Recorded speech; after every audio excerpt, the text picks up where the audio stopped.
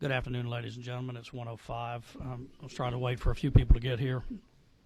Welcome to this subcommittee hearing of the Higher Education Subcommittee on Appropriations to deal with the issue of due process at our state university institutions.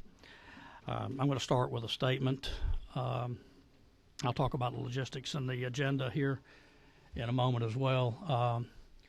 Generally, we will allow a statement from the member of the minority party. I'd ask Representative Smyrie.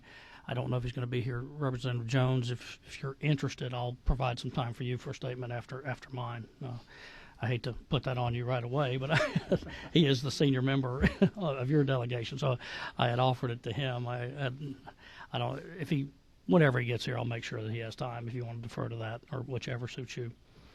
Okay, ladies and gentlemen, thank you for coming to this, what I hope will be a very informative and very revealing committee hearing. I appreciate the attendance of so many people. This is one of those hearing rooms that does have the live stream capacity. It actually has more seats than those larger committee rooms across the hall. This room has a lot of history. It used to be the Rules Committee room. Chairman Rogers and I, and Rice, and some of the others who've been here closing on 30 years have spent a lot of time in this room. Hopefully it will instruct our work today. Due process is a very serious issue. It's a basic right of the people of this country, not just the people of the state. Due process for those who are accused of wrongdoing. And that's something that I want to explore today because I have serious concerns that is not the case, not at every institution, but certainly at certain institutions. Parents of this state spend their entire lives saving for their students' education. They spend their efforts, their time, they put so much into these children, and they have a right to expect basic due process. Very simply, that's what this hearing's about. There'll be examples today of certain instances. We'll have testimony from several people. Let me just talk a little bit about, the Supreme Court has said clearly in education that if you're going to take someone's property through the contract that is their tuition, that you have to provide due process if it's an expulsion for more than 10 days or a suspension. That's clear and convincing. That's not equivocal. That's not guidance like the federal advice that we seem to get so much of. That's the Supreme Court of this United States. And with respect to federal advice, unfortunately, too many campuses across this country are responding to, euphemistically, what's called a Dear Colleague letter. Dear Colleague is not a statutory enactment by the federal Congress of the United States. It's not a regulation. A regulation has to go through the Administrative Procedures Act.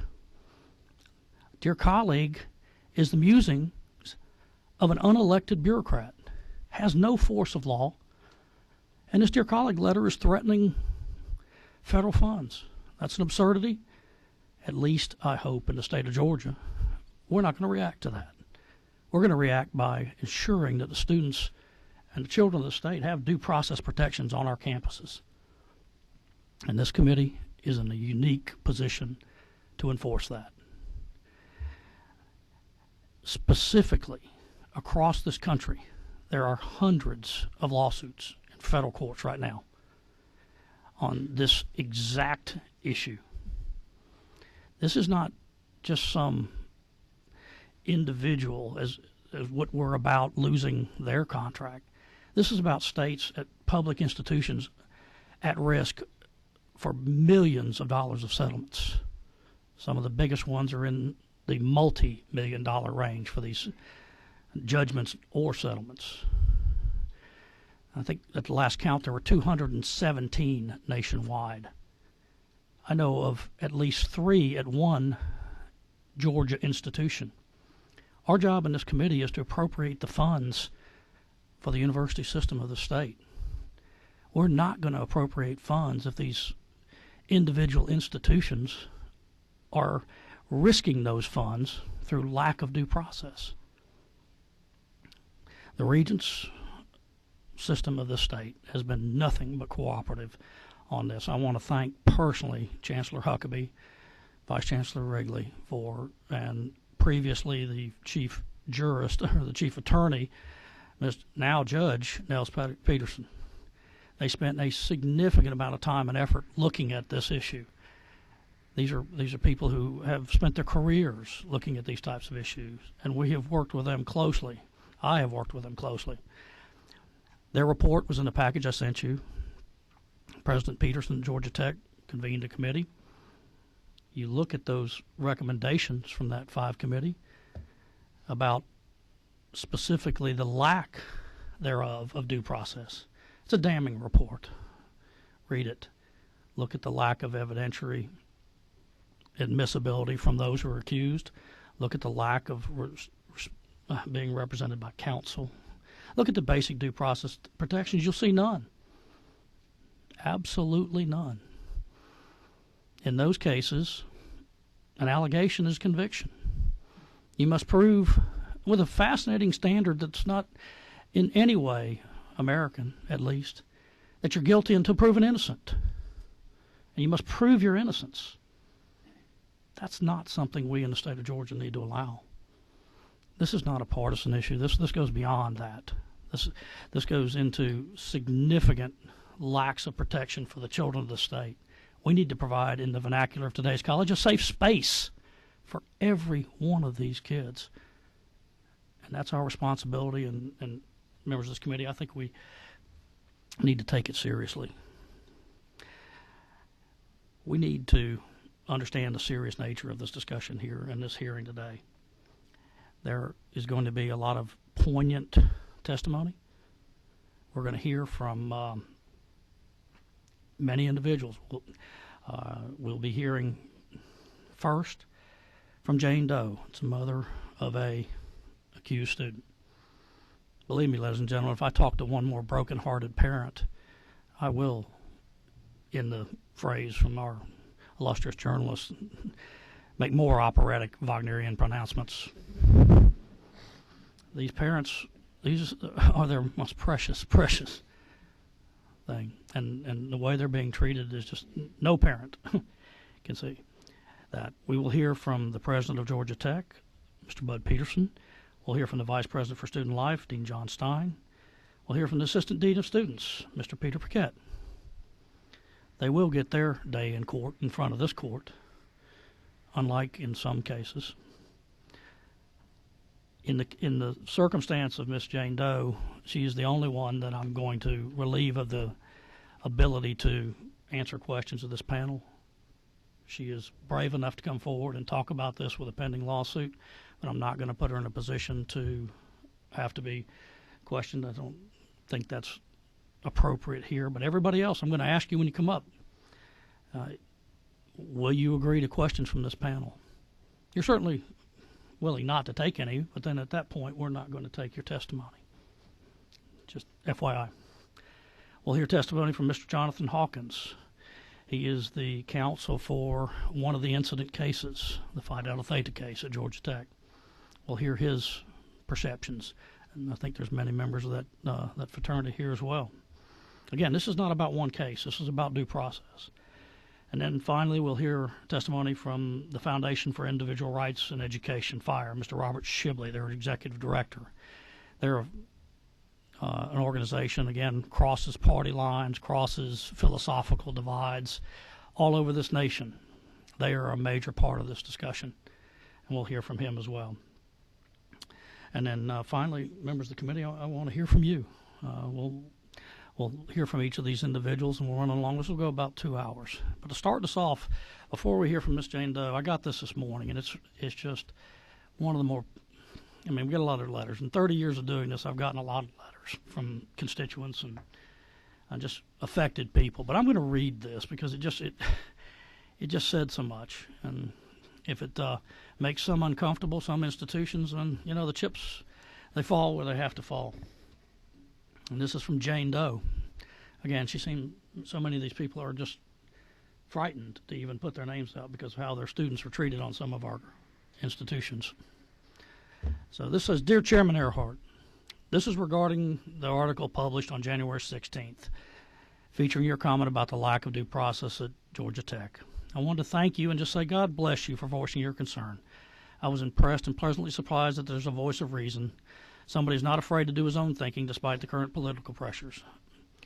I am the mother of a second student mentioned in the article, John, the one wrongly accused of assault 17 months after the alleged incident. My son is an aerospace engineering senior. He is 8 credits away from his degree. His GPA is close to 3.8. John is a bright young man, active in our church, plays and coaches soccer, spent endless hours tutoring and helping his brothers in subjects that come easily to him. Mr. Peter Paquette and the Georgia Institute of Technology expelled him. He lost everything he worked so hard for his entire life. John was robbed of his past and future, labeled and marked for the rest of his life, literally. His record will be sent to every school and every employer indefinitely.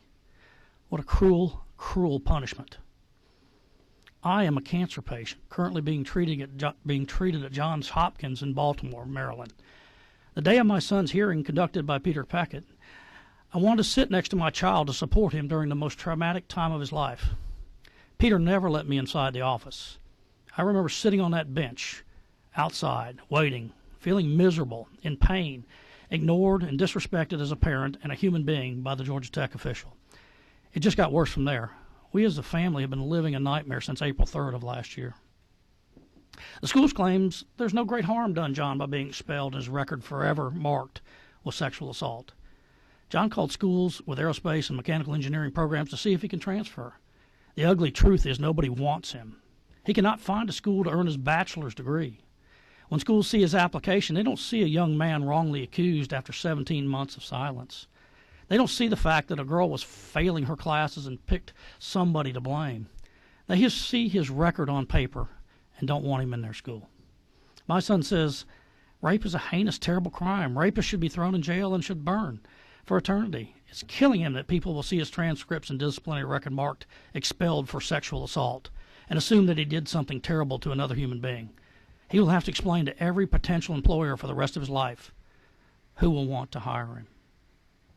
All at once, John lost his education, his co-op job, his place to live, a chance to have an education. His world collapsed around him. Instead, in the classroom, he is now at home in a state of utmost despair. Breaks my heart to see him sobbing, banging his head down on the kitchen table, crying, why? For trying to help somebody who puked all over my room, for getting her home safely. My life and my future are ruined. I will never find a school. I will never find a decent job. I will never trust anybody. My life is over. His father, his little brother, and I are crying with him. He used to be a lively, witty, bright-eyed young man. Now his eyes are filled with sorrow. There's no life in them. Watching him like this is harder on me than dealing with cancer. Only a parent will understand what I'm talking about. 2 radio stations in Georgia took an interest in this case. They contacted our lawyers and want us to participate in their programs to talk about this injustice. I don't know how much time I have left because of my illness, but at least I can spare other families from going through this same agony. Parents have to be warned. As soon as the boy is accused, the best thing is to just resign. Take your losses, forget the money and time invested, and leave. People like Peter Paquette and those protecting him at Tech will make the rest of your life miserable, so they can and they will. I'm a witness. It's very sad and terribly unfair. But this is the only way to save your son's future.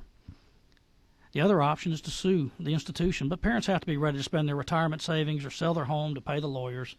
It's the cold and sobering truth. I'm going through it. Tech doesn't have to worry about the money. Ironically, people of Georgia are funding their defense in court. People of Georgia are funding Tech's fight to preserve the right to deny due process to their sons. Parents have the right to be informed of this. I wish we'd had John resign from school as soon as the investigation started, but we were naive and believed in justice and due process. By the way, there's no police investigation. There's nothing going on with this young man. He wasn't convicted of any crime by the proper authorities. Thank you for your courage and the courage of your committee to look into this issue. Best regards, mother of John Doe. Ladies and gentlemen, that's what we're dealing with. And we're going to hear from people today that are part of this. Let's get to the bottom of it.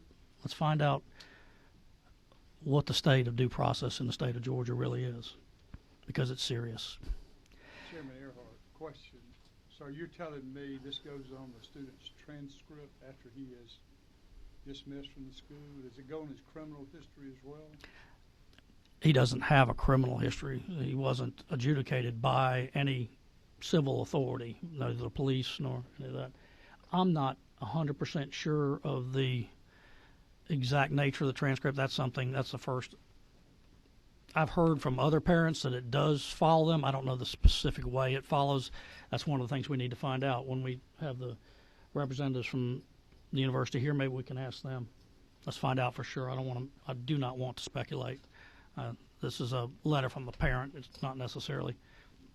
I mean, I would say that it's poignant, but I don't know that all of the facts are absolute. Ms. Jones, did you want me to wait for Representative Smyrie, or would you like? I'll be more than happy to, and when he comes in, I'll give the minority ranking member that same amount of time, which was about 15 minutes. So I'll be glad to. Okay, the logistics of this is this microphone over here is for witnesses. So if you if you have more than one person, just pull up a couple of chairs. Chairman Chokas, if you'll add an extra chair there if we have two or three. President Peterson, you and your team are now on the agenda if you'd like to testify. If you'll introduce your colleagues, please, sir.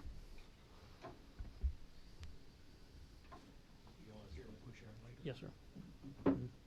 Oh, President Peterson, I am so sorry. My goodness, I'm losing my mind. If you will defer, I had promised because of her that Ms. Jane Doe was going to testify first. So not on purpose. I do apologize. That's not what I had in mind. Ms. Doe, if you'd like to come forward. And remember, this is the one deferral on questions. I'm going to allow her to, because of the pending litigation, to not have to answer our questions. If anybody has an objection, just let me know. Ms. Doe.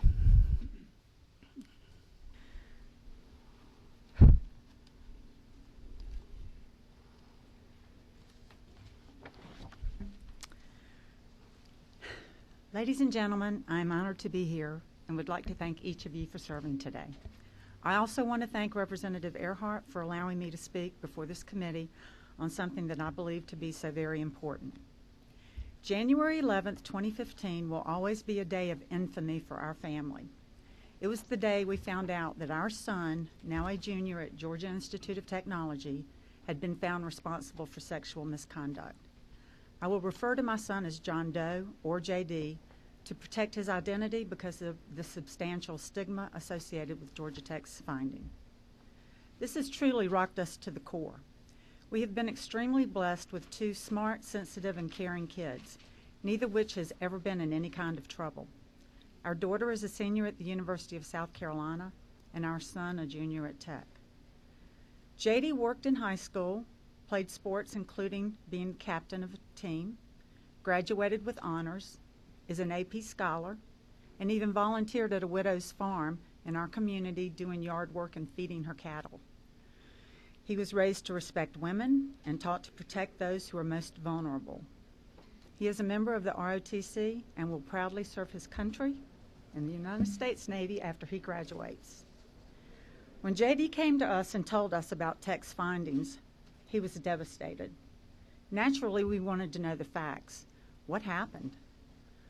On October 31st, 2014, our son went with some ROTC friends to a party on campus. Several of their other ROTC friends were there as well, male and female. There was drinking, and JD was a participant. Later in the evening, some of JD's friends left to go for food. JD was left behind with a female friend from his ROTC unit who was intoxicated. On several previous occasions, JD had been asked to assist this girl when she was drunk. For example, she had been out alone somewhere and called for him to help her get home, or had been sick and he had been called to help her.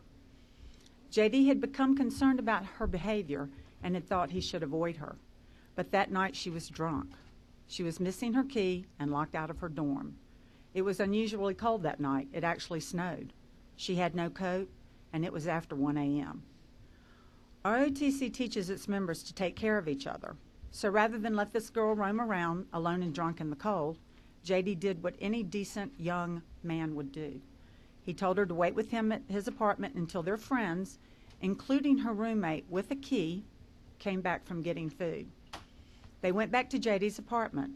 The girl told J.D. how she didn't want to be a burden, but she stayed until their friends returned with Krispy Kreme. Everyone ate donuts, and then one of their friends walked the girl home on the way to his own apartment. Her roommate was there and let her in. Once the girl was home, she texted J.D. to thank him for looking out for her.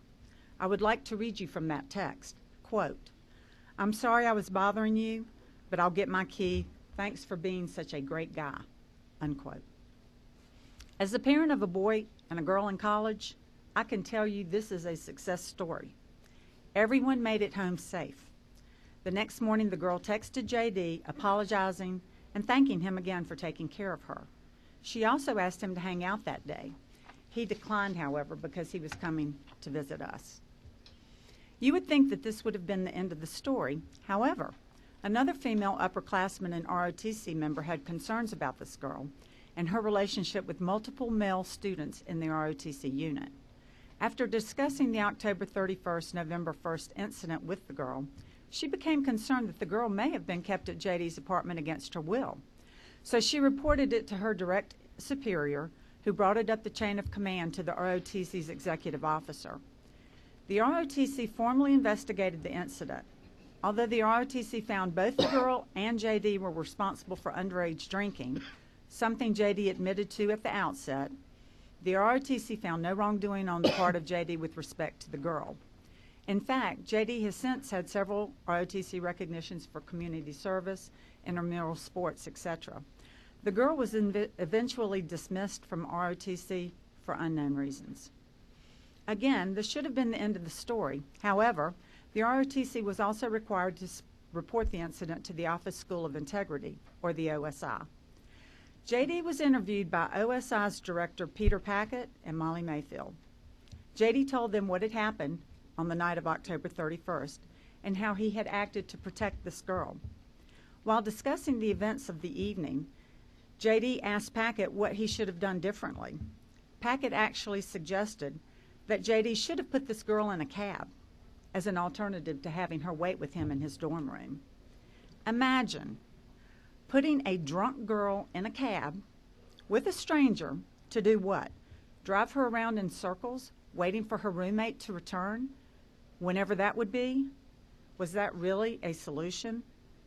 I think this demonstrates to you the complexity of the situation J.D. found himself in. To this day, we have not been able to come up with a plausible alternative solution that would have been better than what J.D. actually did. Soon thereafter, Mr. Packett informed J.D. that he was being investigated for 2 potential code violations, underage drinking and intimidation under the sexual misconduct policy.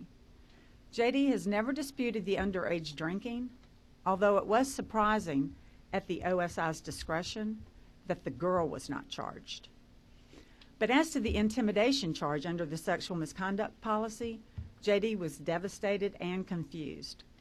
Per Georgia Tech's Code of Conduct, intimidation means you act in a menacing way with the intent to inflict evil or injury upon another. J.D. was protecting this girl. She was still sending him friendly text messages. She did not initiate this complaint. Mr. Packett, not the girl, was pursuing these charges. Georgia Tech's Code of Conduct explicitly applies to allegations of sexual misconduct. Students are supposed to have a right to a hearing and a choice for a decision made by the student council panel. J.D. was never given this opportunity. J.D. received another email requesting he make another appointment with the OSI based on a need to further discuss these potential code violations. J.D. had previously provided Mr. Packett the name of a key witness, the friend who had walked the girl home and would be able to testify as to whether she was upset about J.D.'s actions. J.D. also had provided the text messages he received that night and the next morning from the girl, thanking him and telling him what a great guy he was for taking care of her. At the second meeting on January 8th, J.D. discovered that Mr. Packett had not interviewed the key witness he had provided. Mr. Packett also refused to consider the text messages. He said these pieces of evidence were irrelevant. J.D. had believed that this key evidence would prove him innocent of any wrongdoing. Packett told J.D. that frequently text messages and witnesses are provided by the accused, and they are found guilty anyway. In addition, Mr. Packett obtained hearsay statements from people who were not even present near the time of the incident. Perhaps most troubling, J.D. did not have the chance to question the supposed victim to ask if she thought J.D. had done anything wrong. At one point, Mr. Packett told J.D. that he was intimidating simply by the fact that he was a male. It seems as if Mr. Packett had already decided J.D.'s guilt. Georgia Tech's Code of Conduct grants the accused other rights, including the right to be accompanied by an advisor and to call and question relevant witnesses. J.D. was given none of this. In fact, J.D. felt the whole situation was being downplayed and did not think OSI would actually render its decision without some kind of hearing or process. So here is a 19-year-old boy, new to being in any kind of trouble, alone at this meeting with no witnesses, no evidence to defend himself with, no advisor, no support whatsoever. The very next day, January 9th, J.D. was notified by email that he had been found responsible for underage drinking and intimidation under the sexual misconduct policy. Unbeknownst to him, the meeting the day before to discuss the potential violations had in fact been his hearing. J.D. was put on 6 months probation and given a suspension held in abeyance. J.D. appealed the findings to the Dean of Students, who upheld the charge with no explanation. Unlike suspensions or expulsions, which allow for appeals to be heard separate from a appeals board, the university president, or the Board of Regents, these options do not exist for suspension held in abeyance. By giving students a suspension held in abeyance, OSI essentially ensures that its decision stands without a meaningful review by any independent body. From what I understand, the suspension held in abeyance penalty is one that few universities employ other than Georgia Tech. So basically, one person within the OSI filed a charge, investigated the charge, and found J.D. guilty of the charge. And there was no meaningful review of this one person's determination. J.D. literally went from a young man who thought he was protecting a friend and a fellow service member to a young man guilty of sexual misconduct. How does this happen? I can tell you that since J.D. was found responsible, the supposed victim has called him several times and has waited outside of his apartment, refusing to leave until he came out. She has sent him text messages saying how sorry she is and how unfairly he was treated by OSI. J.D. was also forced, as part of OSI's punishment, to undergo a full psychological evaluation, a litany of tests to determine his aggression, power, and anger levels. His mental levels were all found to be in the normal ranges. The only issues J.D.'s doctor uncovered were determined to be, quote, a direct result of the Office of Student Integrity's handling of his case, unquote, including high anxiety, a distrust of people, and a feeling that his voice is not heard. I see the hurt in my son's eyes, and I know the emotional toll that has been taken, and he has struggled to maintain his dignity in the face of this injustice. Sexual misconduct is clearly an issue on college campuses. Our family believes anyone who engages in such conduct should pay the consequences. Someone found responsible for sexual misconduct will carry that stigma with them for the rest of their life. You would think, with such dire consequences, that Georgia Tech would try hard to have a fair, objective process that seeks truth and justice. It seems to me, at the very least, that someone with the power to alter someone's life forever, especially a young person on the cusp of adulthood, has not only a responsibility but a moral obligation not to wield that power recklessly. Thank you very much for your time. Thank you, Ms. Rowe. As I indicated, committee, we're not going to question Ms. Rowe because of the pending litigation, but we'll have many more witnesses here. I want to welcome the representatives who have joined us, particularly Dean of our House delegation, Representative Smyrie. At any time, I had a statement set out and some time set out, about 15 minutes. If you want to make a separate statement, I'll defer to you on that at any time. I'll let you know before your time. Okay, thank you, sir. All right, President Peterson, I am sorry. This time for sure it is your turn. Yes, sir. If you'll introduce your colleagues as well, please, yes, President Peterson.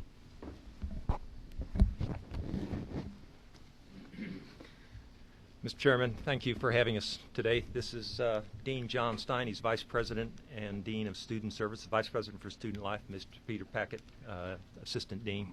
I have copies of my statement. Would you like me to pass those out or hold them? If you'd pass them out, that'd be great. And President Peterson, you are willing and your colleagues are willing to answer questions, correct? I am. Yes, I am. Yes. Thank you very much.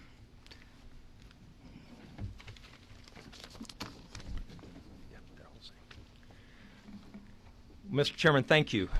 Mr. Chairman, members of the Appropriations Higher Education Subcommittee and guests, first I'd like to thank you for your interest in and support of public higher education in our state. I would also like to thank Chancellor Huckabee and the Board of Regents for their tireless efforts to ensure that public higher education in Georgia continues to serve as a national model. The members of this committee and the state of Georgia can be proud to be one of only a handful of states that have 2 public universities in the top 20 in the nation. This would not be possible without the support of the legislature, the regents, and the leadership of the university system of Georgia. The enrollment at Georgia Tech is slightly more than 23,000 students, and we've received nearly 31,000 applications for next year's freshman class of 2,800. These 31,000 students applied to Georgia Tech because of our academic rigor and reputation, the opportunities for personal growth and leadership, and the positive campus environment we've created. Georgia Tech is committed to maintaining a learning environment that is safe and affirms the dignity, respect, and values of our campus community, and we expect every member of our community to practice the highest ethical principles and standards of conduct. To this end, we periodically review and refine our policies and procedures in order to ensure that they represent the best practices nationally. Our Student Code of Conduct creates a standard by which students are expected to conduct themselves, and violations of this code are separate and distinct from criminal and/or civil proceedings, with different procedures and different levels of proof required. As a result, students may be held accountable to both legal authorities for violations of the law and/or to Georgia Tech for violations of our Student Code of Conduct. In our process, once a complaint has been filed, we initiate a meeting at which the accused is presented with the alleged violations, supporting information, and an explanation of his or her rights. At that time, the student is asked to designate a preference for the case to be decided either administratively or by a student panel appointed by the leadership of the Undergraduate Student Government Association. This option is available for all cases with the exception of those involving academic integrity or sexual misconduct, both of which use a different process. If the administrator approach is selected and a sanction rendered, the student may appeal to the Vice President for Student Life. If the student panel approach is selected, the student panel holds a hearing at which the information provided by both parties is reviewed and testimony from witnesses called by either side is heard. The panel then makes a recommendation to the Director of Student Integrity, who renders a decision which can be appealed to the Vice President for Student Life. Sanctions typically fall into one of 5 categories: disciplinary warning, which is just that, a warning; disciplinary probation, whereby any further violations may result in additional disciplinary actions; suspension held in abeyance, during which involvement in non-academic activities is typically restricted; suspension, in which the individual is suspended and separated from further academic studies at Georgia Tech for a specified period of time; and expulsion, a permanent separation and termination from Georgia Tech. For all non-academic cases where the sanction includes suspension or expulsion, the student may appeal to the Georgia Tech President via the Vice President for Student Life. It's important to note that allegations involving sexual misconduct are different and fall under the Policy for Sexual Misconduct and Sexual Harassment, which is separate and distinct from the Student Code of Conduct. This policy, which was originally developed in the mid-1990s, was modified in 2011 to reflect the recommendations made in the U.S. Office of Civil Rights Dear Colleague letter to which you referred earlier. In 2013, I appointed a committee to review the OCR guidelines and the changes recommended or required by the Federal Campus SAVE Act, as well as national best practices for the adjudication of sexual misconduct issues. The suggested changes included providing first considered sanctions for policy violations, modifying the investigation and resolution process to make it more supportive and less adversarial, and enhancing the appeal process by moving from a single individual to a panel of 3 administrators, all of whom have been trained in Title IX adjudication. Because we take the safety and well-being of all of our students very seriously, in early 2014 I appointed 2 task forces, one to address sexual violence and a second to review how we were addressing the issues of wellness, mental health, alcohol and drug education, and sexual violence prevention. The recommendations of these 2 task forces served as the basis for additional changes and modifications to our existing policies. Shortly thereafter, Chancellor Hank Huckabee asked me to co-chair a system-wide campus safety and security committee along with President Steve Dorman from Georgia College and State University. Our committee was charged with developing recommendations related to public safety, compliance with Title IX, the Clery Act, and campus law enforcement agency assessment and training needs. To the best of my knowledge, all of the recommendations we made have been adopted by Chancellor Huckabee and the Board of Regents, and many are already in place. One of the principal recommendations of this committee was the development of a system-wide policy on sexual misconduct. The goal here was to ensure that there is consistency across all of the USG institutions.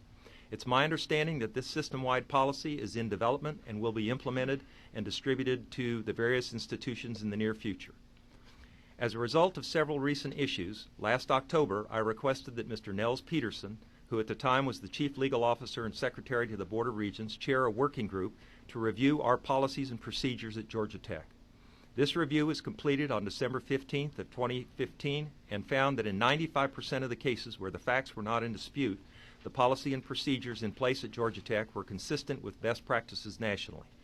They did, however, recommend a number of refinements for the cases where the facts were in dispute. On December 23rd of 2015, I sent a memorandum to our Vice President for Student Life, Dean John Stein, and Vice President for Legal Affairs and Risk Management, Mr. Pat McKenna, asking them to address the issues noted in the report and to forward their recommendations to me.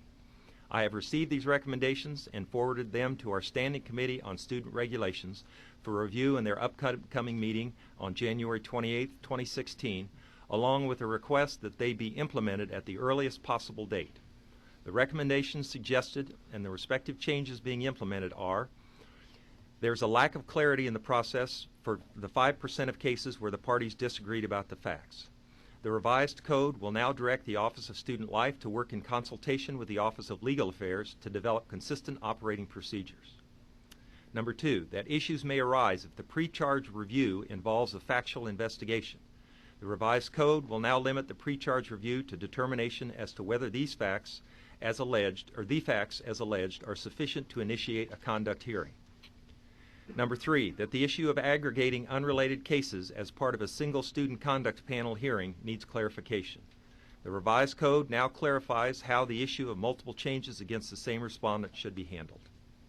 Number 4, there is currently no mechanism by which the accused can challenge possible bias. The revised code will now provide a mechanism for recourse in this situation. Number 5, there is no appeal process for the case of suspension and abeyance. The revised code of conduct eliminates the sanction of suspension and abeyance and the possibility of suspension without appeal to the President. As a result of these changes, we have contacted all of the respondents in those cases where the sanction of suspension and abeyance is in place and have informed them of their right to appeal.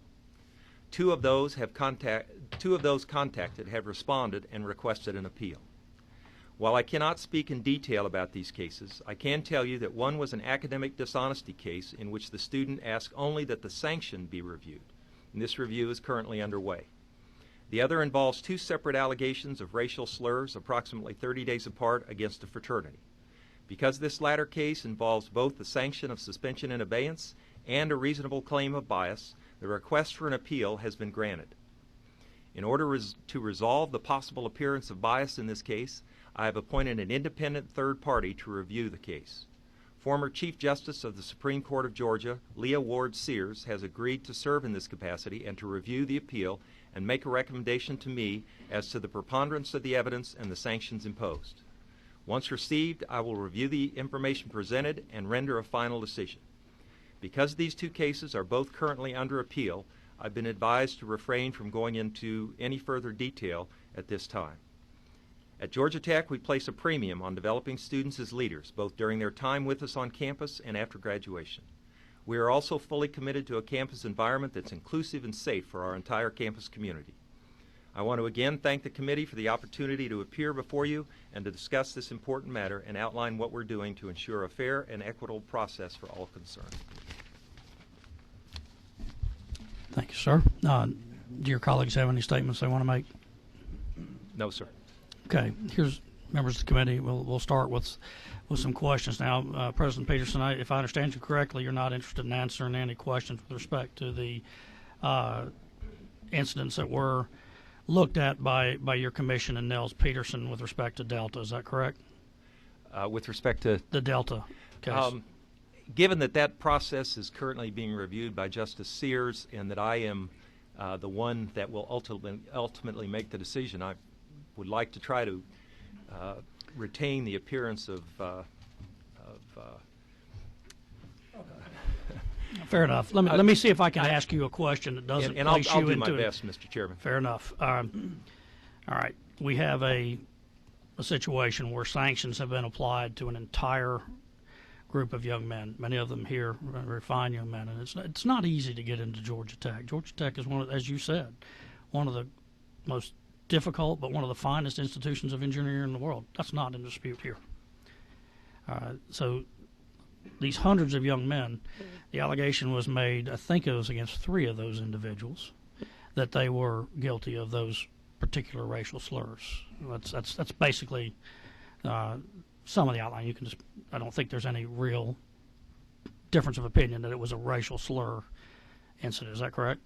Yes, sir. There were two incidents. Two incidents, and rather than get into the question of whether or not the evidence on that case, and those are the things you don't want to get into, but what I want to ask you is, since the Nels Peterson Commission that you, Bud Peterson, President Peterson, put together, came back, and we do know that was one of the case, and they came back with those 5 recommendations, and they effectively said there really was significant, almost no due process given to that group of young men in that report. All these problems were incident to that.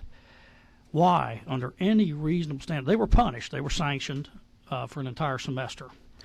Why, under any reasonable set of jurisprudence, can you not lift the sanctions while they're being reviewed by Justice Ward? I mean, in this country, we really are innocent until proven guilty. Isn't what you're doing here making them prove their innocence, which is guilty until proven innocent? If, they had 5 days to file an appeal. You gave Justice Ward 45 days to look at it. That's a little bit out of balance. But I guess the question is, why can't you lift the sanctions, and if her report comes back, then you can reapply them rather than ruin their lives for another semester? Are all of those young men racist? The minority individuals in that fraternity racist? How do you punish an entire group of people for the alleged actions of 1 or 2? Is that general enough to answer? Let me try, sir. I guess two responses. First, our standard process is that during the appeal, the sanctions remain in place. The second is the report that came back from Nels Peterson identified several issues.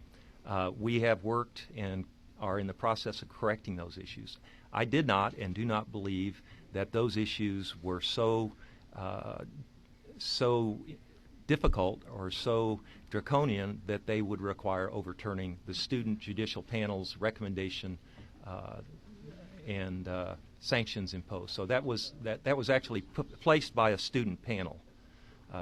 So that particular fraternity chose the student panel process, and there were 7 justices that heard it, and I didn't feel like it was my responsibility or duty or that the issues identified by Mr. Peterson were sufficient enough to overturn that. Okay, let's go there. You said the student panel found that. I want to go into that particular issue, and maybe Dean Stein can respond to this. After the chapter appealed to you, Dean Stein, your student code says unequivocally that in order to punish or sanction an entire group or a fraternity, that you must find them to be complicit in the events, to have created a culture of exclusion. Isn't it true that it took an open records request to get the actual findings of that student panel that President Peterson just mentioned? And that student panel, and here's a quote, did not find substantial evidence that the leadership of Phi Delta had condoned, encouraged, or whitewashed a culture of exclusion. So based on your own student code, how do you impose a sanction on the whole group when your code says you got to do that? That doesn't make any sense, sir.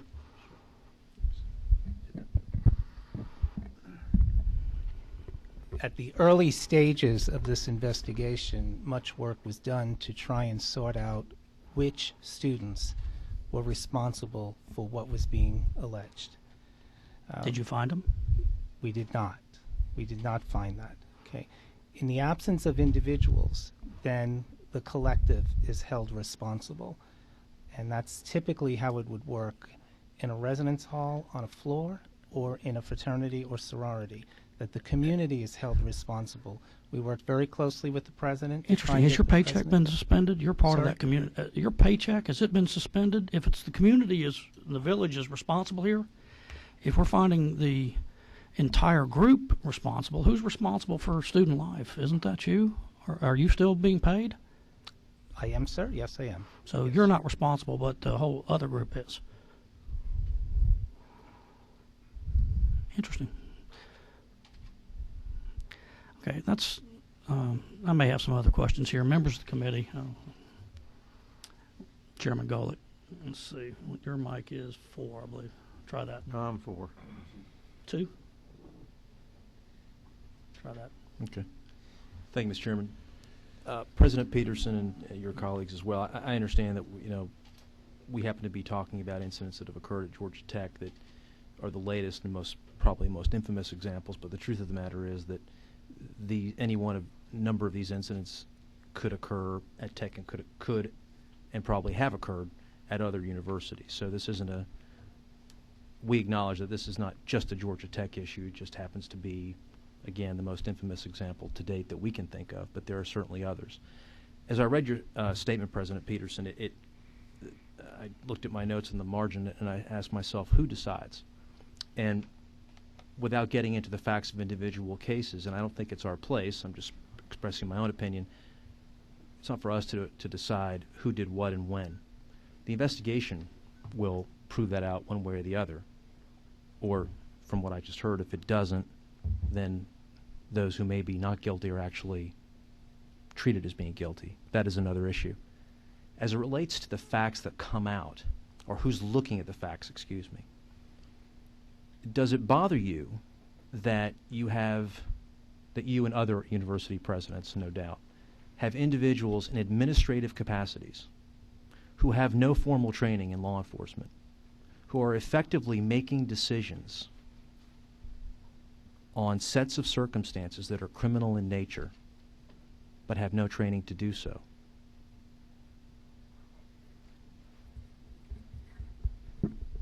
Other than campus law enforcement? First, the people within the Office of Student Integrity undergo extensive training around these issues, attend conferences, and it is their profession. It is their profession. No, I'm sorry, but let's back up a second. It's not their profession. When you have a situation where you have a student who has potentially accused another student, and we're not getting into guilt or innocence. Our purpose here is not to determine that. That's for the process, for the system to determine. The question that we have is the system delivering fundamental fairness wherever that may be, wherever the chips fall? And what I do know, and what I have heard, unless you tell me otherwise, is that you have individuals, they have training, but they're not law enforcement professionals. We heard an anecdotal example just a moment ago about a decision that was made regarding potentially criminal conduct, and an individual, an administrator with no formal law enforcement training, making a decision, if I heard correctly, about whether or not student X committed X or Y act. And the decision as to whether or not that student committed that act has a direct effect, on their guilt or innocence. And yet the administrator and other administrators at universities throughout our system are making those decisions that are de facto criminally investigative decisions without any real training whatsoever. Isn't that a true statement? Yes. We try and separate the student conduct issues from the criminal issues, and there are it's not unusual to have parallel processes at the same time. There are issues that fall into both categories. In fact, I hazard to say that every single criminal act is a violation of our student code of conduct. So what we try to do is not impose any sanctions or judgment or opinion about the criminal aspects of a particular violation, but to focus on the code of conduct and how it impacts and does or does not violate that. So while I understand what you're saying, that if somebody robs the bookstore, then that is a criminal act that the law enforcement officials would investigate. We would conduct our own investigation of that in terms of how it does or does not violate the code of conduct. Quick follow-up. Would it not make more sense? On the civil side, we get it. We understand. But on that conduct, which potentially touches the criminal aspect of certain behaviors, potentially criminal aspect of certain behaviors, wouldn't it be better for the university system in general? Because I see the 5 points that you have here, but it doesn't address that point. And again, the message is just not to tech, it's to the system in general. So you just happen to be sitting there. So please understand that we understand that. But wouldn't it be better if you had inherent conduct that is inherently or potentially criminal, that the university system in general, including Georgia Tech and all the other institutions as well, not purposefully not involve itself with that, but to defer to professional law enforcement to do what it needs to do to make a determination as to student X, we believe, there's probable cause to believe that John Smith committed this act. Then the university system can act accordingly. But it is not putting itself or any particular institution in the position of making a judgment that it is not in any position to make. It seems to me to take that off your plate, which I would think would cause a huge collective sigh of relief on the part of many administrators, to defer to professionals in law enforcement to make their determination. If they make a determination, fine. Then there are certain aspects of your code that kick in. We get it, and we endorse that. But if it doesn't, then you don't, because you're now in the extremely unenviable position of making determinations, or not you personally, but the system in general and administrators in particular are in the position of making determinations on probable cause, on inherently criminal matters that are purely subjective and have absolutely no basis with regard to formal training as we understand it, as trained law enforcement does have. Is that a reasonable way to look at it? Absolutely. I think you would probably not find a president of another university that would not rather have law enforcement investigate all of the issues because they are, the training that they have is significantly better. This is their profession. This is what they do. We have on the neighborhood of 600 investigations or violations of our student code of conduct every year. And my strong preference would be to have those situations where we suspected there was a violation of the law, to have the legal authorities come in and adjudicate that. We would do it in parallel because it is also a violation of our code of conduct. But there are a number of issues that arise on college campuses that don't rise to the level that would involve the legal authorities. Should administrator be making decisions about students' futures regarding whether or not they committed criminal conduct? Should administrators be making those decisions? We don't make decisions about criminal conduct. We make decisions about violation of our student code of conduct, and oftentimes those are the same. Again, the example that I used. There are some things that we investigate and deal with that are not violations of the law. There are some things that are violations of the law.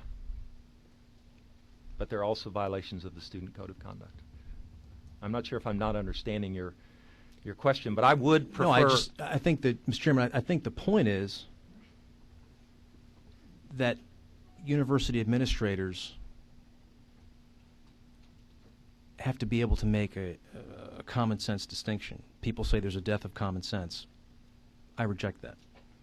I don't think there's been the death of common sense. I just think I think unfortunately we've been pushed in different directions, especially in academia. I think it behooves the administration, the university system in general, to take a giant step back, because none of these 5 points that have been made go to the question of who decides.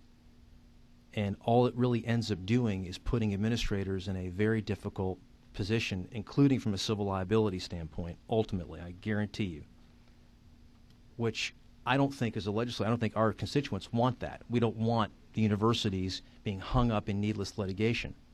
What we do want is the universities to act in a forthright manner, giving proper due process. But look, what we heard from this lady over here, Ms. Doe, a few minutes ago, she's not the only one. It's just the most infamous example that we've had in the last half an hour. And there are situations where, the gentleman right here who's the administrator was specifically referred to. There are other situations. With all due respect, I don't think you have the training to make the decisions that you made, because you are not a trained law enforcement professional. And that needs to be made by a trained law enforcement professional to determine whether probable causes occurred, and then you go from there. Then the student code of conduct kicks in. Because you can't understand this. While student codes of conduct are extremely important, they do not override state law. And that there's not two systems of justice. We can't have that, and yet that's exactly where we are right now. And that's what we're trying to avoid. My hope is that when the university system adopts, and I apologize for going on, Mr. Chairman, when we go ahead and adopt when the system goes ahead and adopts its statewide approach, we'll call it, on this, it needs to pay very close attention, because we are paying very close attention as to how it will handle the sensitive issue of criminal conduct, because this is people's lives we're talking about. We do not make a judgment as to who did what and when. That is not our job. Our job is to make sure that the process is above question and that its integrity is not threatened. No more, no less.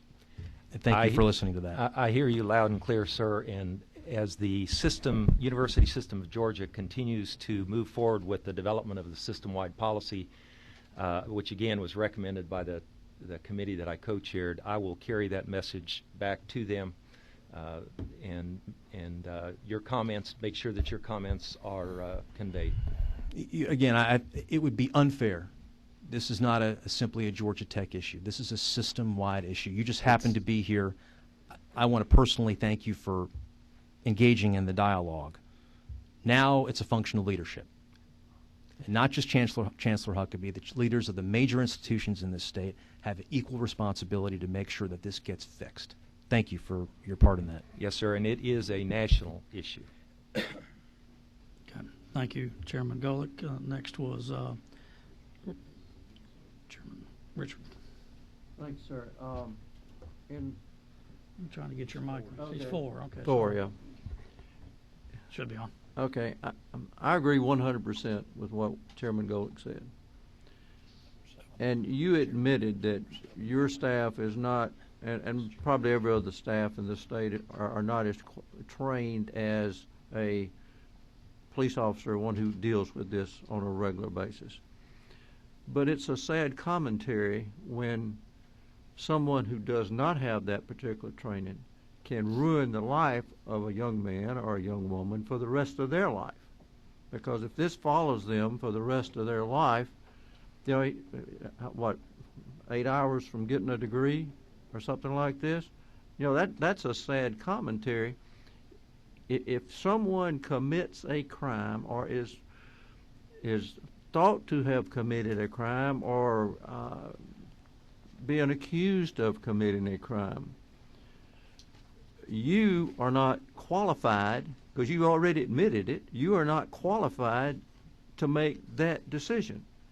It should go straight to the police. You know, no questions asked. If there is, and what really concerns me, you know, we had a 19-year-old, or I forgot, I think he's 19, and he didn't even have an attorney with him. You know, what kind of due process is that? You know, if you're going to do something like this that potentially can ruin somebody's life, for goodness sake, let them have due process. And the only way you're going to do that is to have qualified people look into a particular case and make the decision, not someone who's sitting up there in the ivory tower. And I got a world of respect for what y'all do. You're educators. That's your role. And it's not criminal justice. If you have some, you know, I wrote some notes about due process and then what qualifications do you have? And you just got through saying you're not as qualified as the police, but yet you potentially can ruin somebody's life. So, yeah, I'm with Chairman Golick 100%. You know, when something like this occurs, your first phone call should not be to a student council body or a group of students. It should be to the police right then. So, Representative Smith, I don't want to leave this body with the impression that our campus police are never involved in these, because they often are involved in the investigations. We have a criminal investigation team of the Georgia Tech Police Department that's comprised of 4 investigators and a supervising lieutenant. The team has a combined prior experience of 46 years outside. But they were never mentioned in that process when she was up there talking about her son. They were never mentioned in that. The only thing we heard was, you know, sitting outside, or her 19-year-old son was in there. Most 19-year-olds have never gone through this kind of process. Now, you know, my children are grown, but I've got grandkids, and I'm very concerned that if something happens, they have due process. Yes, sir. Okay, members of the committee, I gave you a package. While we're continuing to take questions, take a look at tab 13 for the remarks from Miss. Let's see, she is the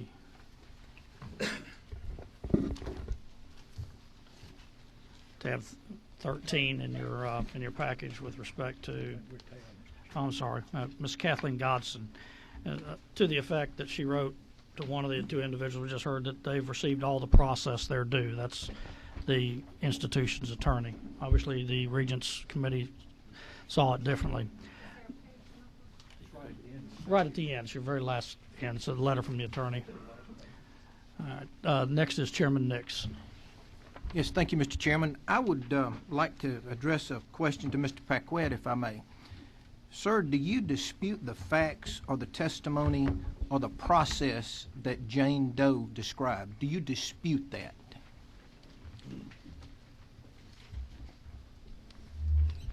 I would have to look at the notes to remember all the details from that case, to be honest.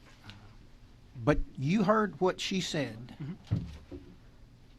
You should know from listening to that, you should be able to tell me that, yeah, she gave us the true facts in the process, and you did what she said or you did not. Again, I don't remember the details of the specific case, and I don't have them with me to answer that question. This significant case that's got as much play as it has, and you don't remember the details. All the information we got was Jane Doe, so I'm not sure which one it was coming in. But I don't I don't have that in front of me to know the answer to that question. Follow up, please. Certainly. Mr. Peterson, you've talked about what you're going to do in the future. I think we need to figure out what's happened in the past, and somebody needs to be responsible. If indeed what this lady told us, there should be some responsibility for somebody for handling this in a way that just does not seem appropriate. If I believe that lady, which I tend to do, when he won't tell me yes or no, then somebody needs to really own this thing and be responsible for it, because obviously somebody has been harmed, and I don't think an answer that I don't remember the facts is adequate. I agree with you, sir. Thank you. Thank you, Representative Chairman Williams, and then Chairman Smyrie. Thank you, Mr. Chairman. President Peterson, thank you for your comments. I think you mentioned a couple of times the possibility, maybe even more so going ahead, of you could have a situation where an incident was being sort of worked dually through the criminal justice system and through your student code of conduct at the same time, if it was a case that merited criminal investigation. And I guess the question I would ask, and again, we've said it several times, you're on the seat here, but really it's more of a question for the entire system. It would seem to me that if a situation merits criminal investigation and possible prosecution, that maybe the student code of conduct aspects of that should stand down until the criminal investigation has run its course, and only in the event of a conviction in criminal court then should certain sanctions kick in from a student code of conduct. As a non-attorney, it sort of strikes me as maybe somewhat double jeopardy occurring at the same time if a student is dealing with the legal system and with the student code. As it relates to your institution, and that's the one you're representing here today, can you talk to whether or not you feel there might be a double jeopardy process that actually is running concurrently if a student is dealing with the criminal justice system and the student code of conduct at the same time on a particular issue? Well, let me clarify. I'm not an attorney. I'm an engineer, but I think I understand the double jeopardy phrase and the way in which you intend that. We actually talk about that and have talked about it in great detail, and probably the best example I can give is a situation where we have a student athlete that commits some sort of crime or is accused of committing a crime.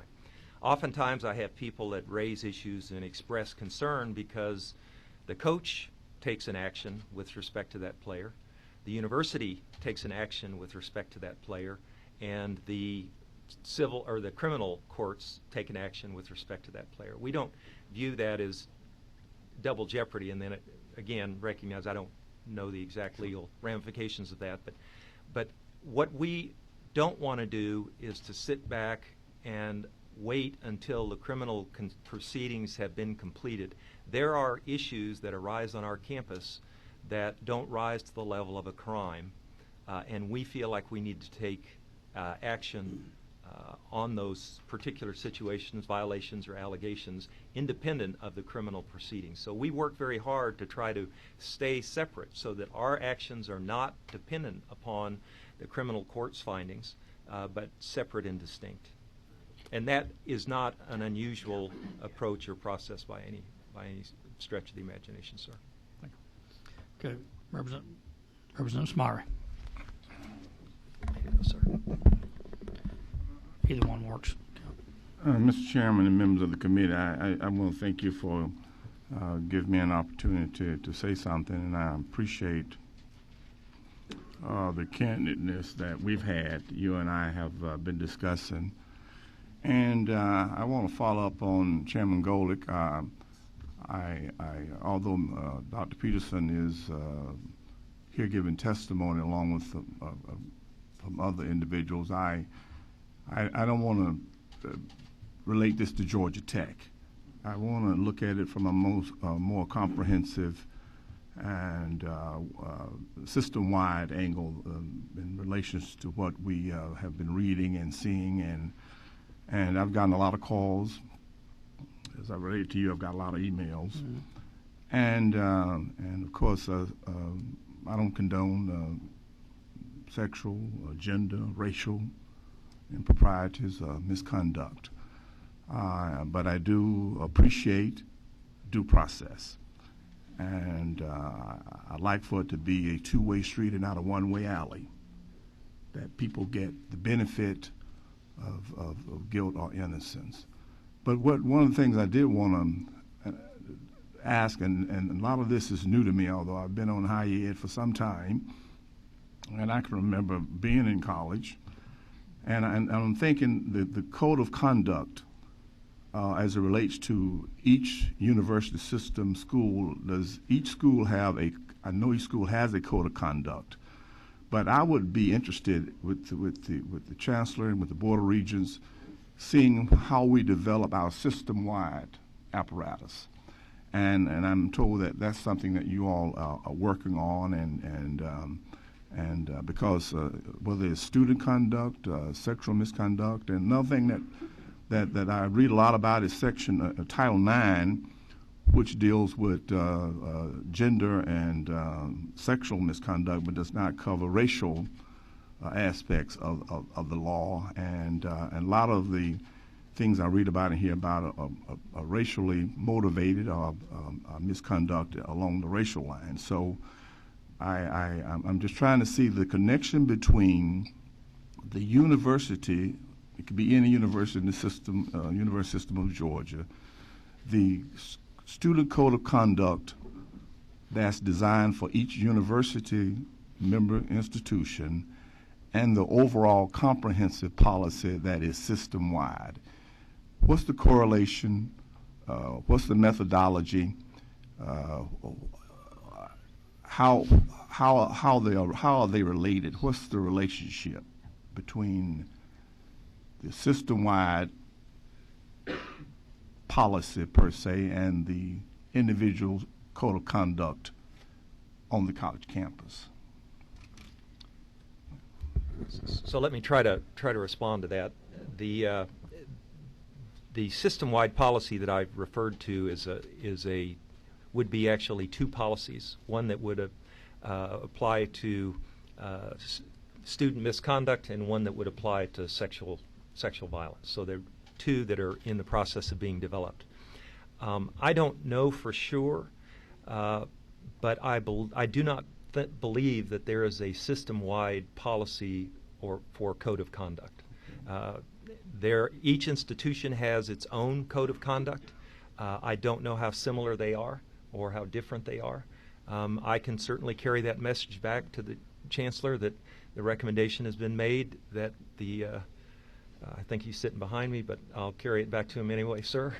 That the recommendation has been made that the system consider developing a common code of conduct that would serve as a baseline for all students within the entire system.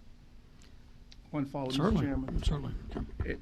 And I think Chairman Smith and Chairman Golick mentioned this. I missed the chairman's, but he and I have been talking, so I can kind of know maybe where he might come from. But at what juncture, what's the line of delineation, and when a student commits something on the campus, what's the line of delineation that comes up under the auspices of the student conduct or its criminal case, that this is something that we've got to call the police, or where is that line of delineation? When do you say that this is not something under the code of conduct, but this is a criminal act that we've got to do something quickly? John, you want to? So typically our guidance would come from our police department. They would be the first ones to really signal to us that this is a criminal matter and that they should take the lead in investigating something. And then they do. Okay? And I also want to say that we are in constant consultation with our legal system, our legal office, GT Legal, throughout the whole process from the beginning to the end. So. And lastly, Mr. Chairman, I want to thank you for the conversation that we've had and for this committee meeting, and I'd like to continue, and I think with the Board of Regents present, and they do a fine job. Yes, they do. And I work with the Regents and this Chancellor over the years and other Chancellors, and if there's something that's being drafted or something that we're working on, this is an issue that always is evolving, because times change, conduct changes, but we still got to make sure that with an abundance of caution, that we just don't ruin the kid's life. I think you're going to be pleased with the Regents, Representative Smyrie. They are working diligently, and I think President Peterson alluded to it, that the Vice Chancellor and the Chancellor are going to place some significant mandates with respect to certain Thank you very much. things out. Representative Chairman Battles. I'm sorry. No. Thank you, Mr. Chairman. And I'm sorry. Oh, Representative Rice. Do I'm you- so would you sorry, like to- Chairman Rice. would you He had like his to- hand up first. Okay. Your light went off. I went to the University of Georgia. This is technology, all right? This is, all right, try that, Chairman Rice. Thanks an awful lot, Mr. Chairman. I think I got this. Appreciate your recognition, late as it might be. Wagner's getting ready to play. No, in all seriousness, thank you for coming today, and thank you for sitting on the side of being the one who's being questioned on these policies. I'd just like to go just a little bit deeper on this in terms of maybe following up on Chairman Nix's conversation, but not specific to any case. I assume, Mr. Paquette, that there's somebody like you in most of the schools in the university system who has to make these decisions. Are you an exemplification of kind of the one person in most of the university settings who would be charged with making a decision on suspension and abeyance or any of the other suspension types of things? I know that every school does have someone like me, and probably someone in that office. Okay. Do you know whether or not the committee you chaired, President Peterson, is looking at how this is adjudicated? This is going back to due process, but I mean, is the committee going to come up with a different type of a way of handling these cases in terms of just giving it to one person to make the adjudication, or is that? So the committee that I co-chaired with President Dorman has completed its work, has prepared a report and submitted that to the Chancellor. And as I mentioned, one of the key recommendations was that the system create that the Board of Regents, the Chancellor's office, create a system-wide policy that would be adopted. That policy will outline the process and would supersede the processes at all of the system institutions, is my understanding. It's being developed. I'm sorry, sir. I'm sorry. It's being developed. I don't know whether it talks about the structure within a particular office, but I would have to believe that if it's a policy that and a system-wide policy that looks at the process, that it'll have to identify some people. I mean, and some positions. Okay. It'll have to say, when do things go to the president? When do they stop somewhere below? What's the office that handles it? So but I don't know. I don't know if it's going to go to the issue of qualifications of the individuals making the decisions. It's certainly something that I can again carry back as a recommendation. Let me ask Mr. Paquette, how do you make a decision like this? What are the evidentiary standards that you consider when you make a decision on what type of suspension or what type of resolution these things are going to come to? And I guess specifically what I heard from Ms. Doe was that cell phone text from the supposedly aggrieved person were not considered. I mean, so where does the evidentiary standard come from? Is there some book that gives you the evidentiary standards, or how does that work? Sure. For the evidentiary standard, any information that's applicable, we will certainly review. So what's not applicable about a text message? I think she said I don't recall the exact statement, but I believe there was a difference between whether it was relevant to making the decision or if it was reviewed or not. I think it was not reviewed, as what I heard in the testimony. Referred to it as not relevant. His statement is that it's not relevant. Not relevant. Correct. You decide relevancy then? Yes. And what basis do you have for deciding relevancy? Usually on what are the facts in dispute. So what are the two parties disagreeing on, and then what information helps answer that question. Well, in this particular case, there wasn't any aggrieved party that came forward. It was a third party that came forward and made the accusation, is it not? It was the initial person that informed us. Okay. Then how do you get firsthand information from the third party as opposed to the aggrieved party when there isn't any aggrieved party? Bring both parties in to get their accounts. The aggrieved party and the accused? Mhm. Yes. Okay, but there's no firsthand testimony from the person who was the victim, apparently, in this particular case. Yes, there is. And yet you arrive at a decision to suspend based upon There, that I don't type believe of there was evidence. a suspension in that case. It was a suspension held in abeyance in that case. Yeah, okay. So no separation from the institution. Yeah, but obviously suspension and abeyance is being recommended is not a favorable outcome, at least according to the report of the committee. So that's obviously in question to start with. So what do you make? How do you make? What's the standard? Is there some book that you follow, or is there some rules that you follow? Where do they come from? Yeah, the decision-making process is more likely than not is the threshold we're using for making the decision. So it's up to the individual. It's your view of the total body of evidence that really decides whether or not this is a correct treatment of the issue or not. Correct. There has to be information to make it more likely than not. But yes. So if I might, the standard of evidence we use in these proceedings, both student misconduct and sexual violence, is more probable than not. That's the recommendation, and it is a recommendation and guidance from the Office of Civil Rights through the Dear Colleague letter that Chairman Ehrhart had talked about.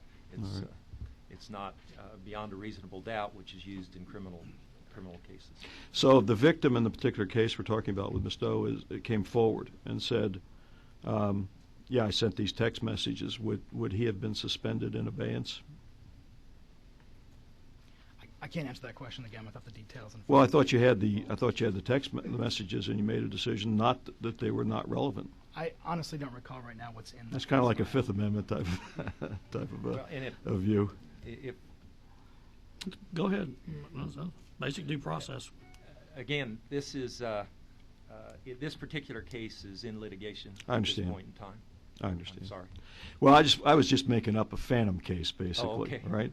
And if the phantom case had the same set of facts, and I had a cell phone sitting in front of me with the set of facts, at least as represented by the victim, that nothing happened, would you have made the same decision? Would you have made the same decision based upon that? I don't know the answer to that question without seeing all No the more information. questions, Mr. Chairman. Thank you. Chairman Battles. Thank you so much, Mr. Chairman, and thank you, President Peterson, and those who are here to testify. I didn't try when it was time for me to go to college even to get into tech. I could not have gotten in, that's right. So I decided to go to Southern Tech to do practical application instead of theoretical. Anyway, but I do have a question. We seem, and I'm going to go back to Chairman Golick's comments that he made, as well as the dean of the House. We're dealing with two issues. We're not dealing with one issue. Policy is one thing, but a crime is another. Now, I have to ask this question.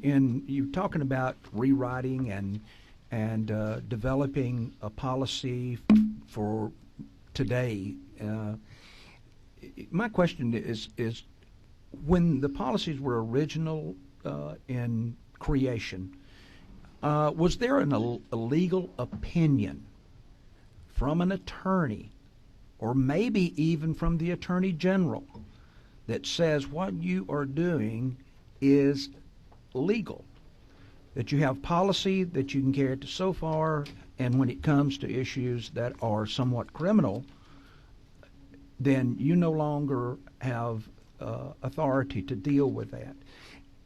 That's a question. You may not be able to answer that, but I'm wondering if when these policies were originally put together, was there counsel to say you're going too far, and we may need to go in a different direction. It seems like that there is a boundary that's been stepped over. And I think that somebody that knows law, certainly Chairman Golick knows far more than I'll ever know. Much more. Thank you. I was at Southern Tech. Anyway, but my question is this: is there an attorney in the process of drawing up these policies for any institution, whether it be Georgia Tech or anyone else? So Southern Poly is a fine school, sir. Well, I was so long ago it was not Southern Poly. Yes. It was Southern Tech when I was there.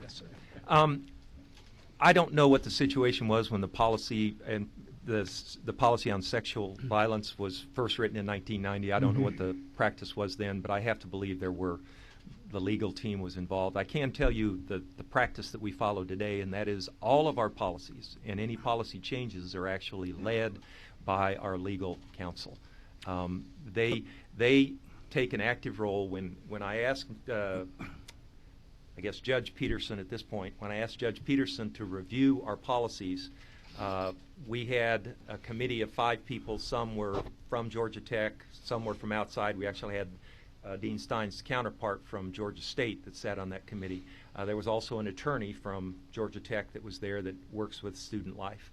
And once we received that feedback from the Peterson committee, Nels Peterson committee, I forwarded it along with a memo to Dean John Stein and Pat McKenna, who's our chief legal counsel, vice president for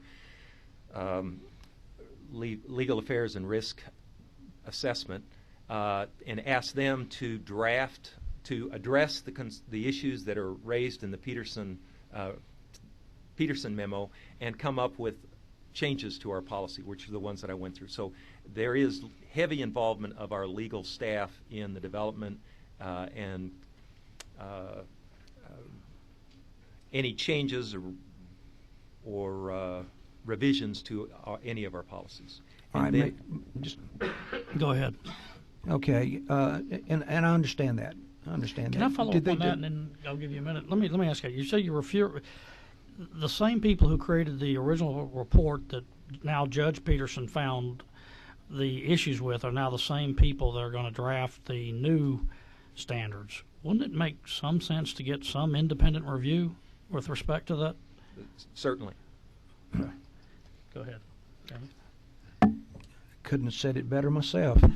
But I'm going back to this. Is there in existence an opinion from legal counsel as to the policies that presently exist that they did not go above the power of the institution to enforce? I'm sorry I can't answer that. They've been reviewed by the legal office. I would hope and expect that that would be part of their review process before they are approved. I would be interested in seeing an opinion. If that exists, I'd like to see the opinion of your counsel as to the policy that is presently being used, and that they feel there's not a question in their mind as to whether or not it could go past its intended purpose. Thank you, Chairman. I'm going to move us along just a little bit. We've got 2 other major testimonies. If you don't mind, Chairman Chokas hasn't had a chance to ask a question. You have another question? For anybody else after that, if that's all right? Okay, follow. Chairman Golick. All right, Chairman Chokas. Thank you, Mr. Chairman. Chairman Golick, I greatly appreciate the way you summarized the issues. And President Peterson, the question that I have, and to the members of this community, is the student who is there with the student during this process. Does the student have the ability to seek counsel? Does the student, and my concern is the student a member of the majority if he is 18, if he wants support from his parents? Being a parent of a student in college right now, if something happened with my daughter, I'm sure the first person she would call would be me. Does she have the right, under any policy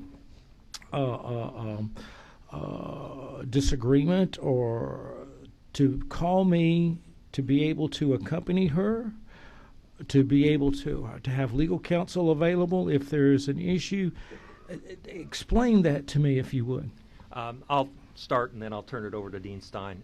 Yes, the answer to your question is yes.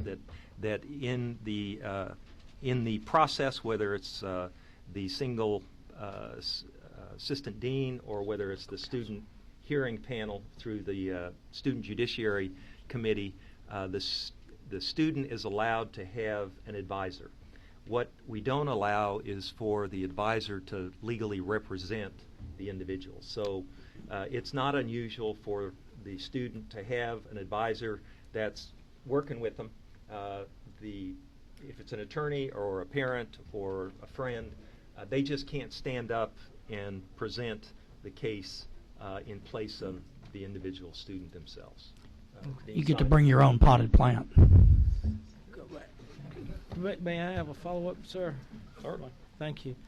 And so a student that's 18 or 19 years old and is going to school to be a better individual is going to be eloquent enough and aware of the severity of the accusations and to be able to make a defense for himself or allegation if it's the other way around. It seems to me that you would want a professional.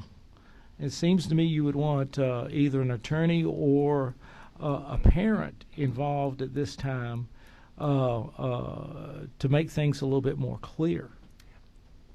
Again, they can have an advisor. The advisor just can't formally represent them. Gotcha. And you're right. I would prefer that they had an advisor in every case because that, as you say, they're 17, 18, 19 years old, and some of these decisions are very, very significant. President Pearson, let me follow up because we've been told over and over, and I've got instances from others that the one we heard that not only was a legal advisor not allowed, the mother of that individual was not allowed in that room. Mr. Paquette specifically excluded them. If they're allowed an advisor, why couldn't they be in the room? How do you respond to that? I mean, I get it. If an advisor's allowed, it's allowed. But how do you respond to the allegation that there was not even that allowed? I don't have a response to that, sir. How about Mr. Paquette? Yeah, I mean, the answer is either or. You can choose to have one advisor with you. If you want that to be your parent, fine, or if you want it to be your attorney, that's fine. But you heard what the allegations are, that you disallowed those advisors. Is that not the case? There's not been any situation where I've not allowed an advisor in the room. Okay, that'll be an interesting fact finding. Chairman Golick. Thank you, Mr. Chairman. It's been a good dialogue, and understand that we understand that really smart, good kids are fully capable of doing really stupid things, especially a male. That being said, a young teenage male. That being said, I wanted to sort of close the loop on a line of questioning that I think I've heard from various members from various areas of the state. That you could have a set of circumstances which may touch criminal conduct and touch the student code of conduct at the same time. What I think we've heard is that while the criminal side may or may not be explored, either by campus police who may or may not turn it over to Atlanta PD or whoever, even though trained law enforcement professionals may, according to their training, take a look at these facts and say to themselves, there's no probable cause to believe that something occurred, even though that may occur, the university will still take, well, the university system, excuse me, will still take those same set of facts, apply a different standard, which is less stringent, and make a subjective call, a subjective judgment on the conduct of student X when there is no formal training by that individual who is an administrator, and potentially ruin that student's life. That's the simultaneous nature of the system that we have right now. Is that a fair description? I'm not very enthusiastic about every detail of your description, but the fact of the matter is, yes, there are many situations where the criminal proceedings do not move forward, but the student proceedings do. The reasons for that are multiple, but perhaps most important is the standard burden of proof that's used in criminal cases versus the burden of proof that's used in our student conduct issues or investigations. So those are two different levels in terms of burden of proof. Does that bother you? No, sir. In some ways it does, yes. I mean, I have to be honest, in some ways it does. But there are many cases that we can all imagine or think of where there's not a criminal violation. It's not that they didn't break the law, but there are actions that we as an institution should take to protect the campus community. There are lots of situations that I can think of where something might not rise to a level of criminal prosecution, but it's behavior that we don't want on our campus. But if the behavior can't be proven, if law enforcement, if trained law enforcement, again, it may say, oh yeah, this happened. We've got this testimony, that testimony, and Mr. Paquette, I'm here to tell you, text messages have put people away for life. Trust me on that. But if you have this, but what's bothersome is you have the same set of circumstances. Trained law enforcement says, no, this is he said, she said, and, and which may occur, it may not occur. If there are witnesses, a tight case, it goes forward, the hammer comes down, and that's as it should be. That's as it should be. But, again, for any institution, not just Georgia Tech, but for any institution, if the professionals are saying there's nothing there, if they're saying there's nothing there, and then someone without professional training says, I think there was, in a very subjective judgment, how does that help the people have faith in the system? So you used the phrase that the police that were investigating said there's nothing there. If there's nothing there, then we shouldn't proceed. But I think that there are often times when the police say there's something there, but it's not enough for us to pursue prosecution because we have to reach a burden of proof, and again, I'm not an attorney, sir, but a burden of proof beyond a reasonable doubt. And the level that we use is more probable than not. And that's a pretty significant difference. I mean, I'm an engineer, I don't know what the beyond a reasonable doubt. I don't know if that's 95% certain or 93%, but more probable than not, I'm pretty sure is 51. And that's why, Mr. Chairman, I'll end with this. You've made the point, and that is that that's all the more reason why the system, again, the system in general, ought to take a very close look and ask itself, what should it really be involved in and what should it not be involved in, especially when you have a situation where the consequences are so dire. The consequences are so dire. That's the challenge. Absolutely. That's the ask. And one final thing, and I do appreciate you coming. You and I have worked together for a long time. You've never been less than, you've never lied to me. You've never done any of that. I want to, and I don't think you have today, but I'm going to read this. I wanted to sit next to my child to support him during the most traumatic time of his life. Peter never let me inside his office. I'm going to find out who's not telling the truth in that statement. He said that that wasn't the case. She said that. I'm going to look into that. We're going to find some due process. And I want to find out who's lying, because somebody is. And Lord help it if it. So if that's the case, what is the outcome for this young man?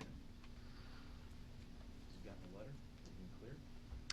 That I don't know. We need to find. I just got this letter this morning. I want to find out about this.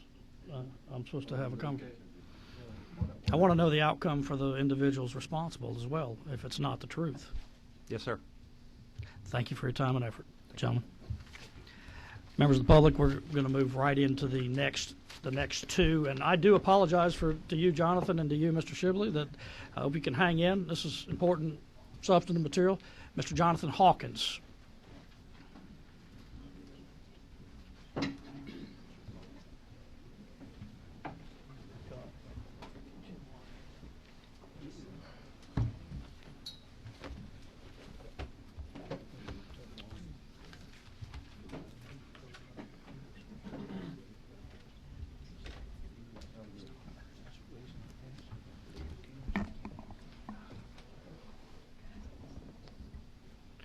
Mr. Hawkins, if you want to identify yourself and then get started. Thank you, Mr. Chairman and members of the committee. My name is Jonathan Hawkins. Let me give you a little background on myself first. I'm a third-generation tech grad. I have a son and a daughter that I hope one day will make it 4 generations. I'm an active Georgia Tech alum. I'm a member of the fraternity Phi Delta Theta. I'm an advisor to the fraternity. I'm also their attorney. Incidentally, my firm and I also represent 2 other students or former students who are dealing with due process issues at Georgia Tech. You heard from one of them earlier today. The other one is involved in active litigation in the Northern District here in federal court. There's also another pending lawsuit that was filed in November that I've also been actively following. An attorney in that case is here today as well. And I'm here to discuss what I deem to be fatal flaws in the student discipline process that I've seen at Georgia Tech.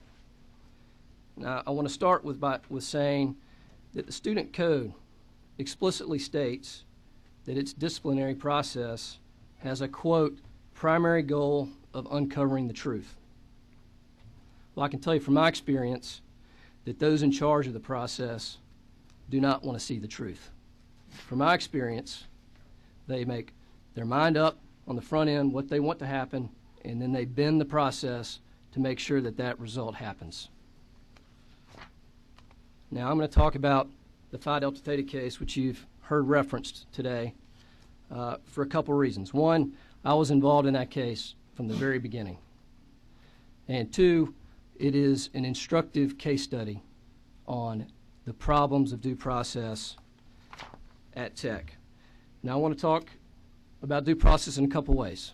I think there's certainly problems with the student code itself, but there are certainly problems with the way that it's been applied by those in charge of the Office of Student Integrity. I'm going to call it OSI. Now, with regards to Phi Delta Theta, I want to begin with this statement.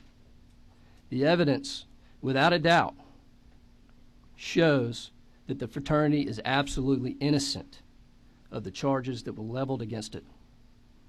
I repeat that. They are innocent. The evidence clearly shows that. That said, I'm not really going to get into all the evidence because that's not why we're here. I'll touch on a little bit of it, but I'll say this. From the very beginning, we presented that evidence over and over and over again to those in charge, and it was repeatedly ignored. Now we have several of the members of the fraternity are here today. These are the young men who were falsely accused, and let me tell you, they are absolutely upset and distraught that they've been publicly labeled racist because this did not happen, and now they're faced with the prospect of this following them the rest of their lives, and it's unfair. We've heard testimony from officials today saying that they think the process worked, at least in regards to Phi Delta Theta. I beg to differ. If their sons or daughters were faced with this, I guarantee you they'd be in front of the line challenging what happened to them, and that's why I'm here. Now, very briefly, I want to go through a timeline of events with this incident, just so you can see how along the way due process just did not occur here. Now, in August of last year, a tweet went across the Twitter world making an allegation that racial slurs had been yelled out a window of the Phi Delta Theta house. Almost immediately, the campus exploded. I believe that same day there was a protest outside the house. The media arrived. A lot was going on. We had TV cameras, we had newspaper articles, and before an investigation even began into the case, we had two high-ranking tech officials, one of whom testified today, issue a letter that was published in the school newspaper that basically said, yeah, they did it, and we don't condone this behavior. Without any investigation, they publicly stated that they believe this had happened. That is wrong.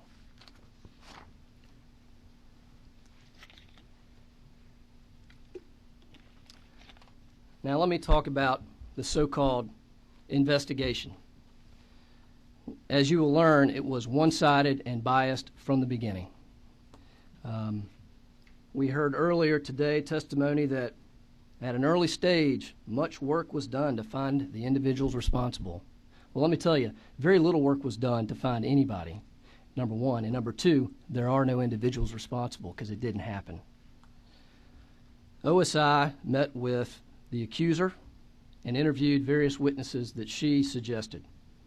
OSI never sought to interview anybody from the chapter. Zero. Regardless, we gathered information. As I said, this went across the Twitter world, and fortunately, we found out about it almost instantaneously, and we went and started our investigation. Now, this was before the fall semester had begun, so not many people were even on campus. But we found everybody who was living in the house at the time, interviewed them, and they all credibly denied that this happened. We got affidavits from all of them. We took pictures, both outside the house, inside the house, the rooms where these slurs supposedly came from. The three gentlemen that actually lived in the rooms where these slurs supposedly came from, you gotta love tech kids in today's day and age. They had digital geographic timestamps of their iPhones that show they were not on campus. They had receipts from the restaurants where they were. Their rooms were locked. No one could get in there. We sent an open records request to the school and obtained police surveillance video that showed the situation where the incident allegedly occurred. We found that. And it shows in that video, clear as day, this did not happen. It did not happen. We presented all of that to OSI. And the response we got was, we don't want to see it. Don't send us anything more. They didn't interview us. They didn't look at our evidence, but they decided to bring charges anyway. And apparently, this is a common occurrence over there. Now, let's fast forward to the first sit-down meeting that we had with the OSI administrator. This was about 2 weeks after the investigation began. He told me to my face that none of the exculpatory evidence that we had provided had even been looked at or considered. Didn't even look at it. He admitted that to me. And then he proceeded to say, all right, we're here. You've heard we have two options. He said, you can choose either the administrative route, which would be me, I get to decide whether or not you're guilty, or you can go before the student panel. And we were told that before he would even look at our evidence, we had to make that choice. Clearly, there was no interest in getting to the truth. Now, we were told more troubling things at that meeting. Again, they had done nothing to investigate this case other than interview the accuser and a few of her suggested witnesses. They had not gone to the two fraternity houses on either side of our house to see if they had any witnesses that might know something about this case. The surveillance video that I mentioned earlier is very interesting. You can see the accuser walking up to her car. Very close is a person playing basketball. There's a campus police vehicle parked very close.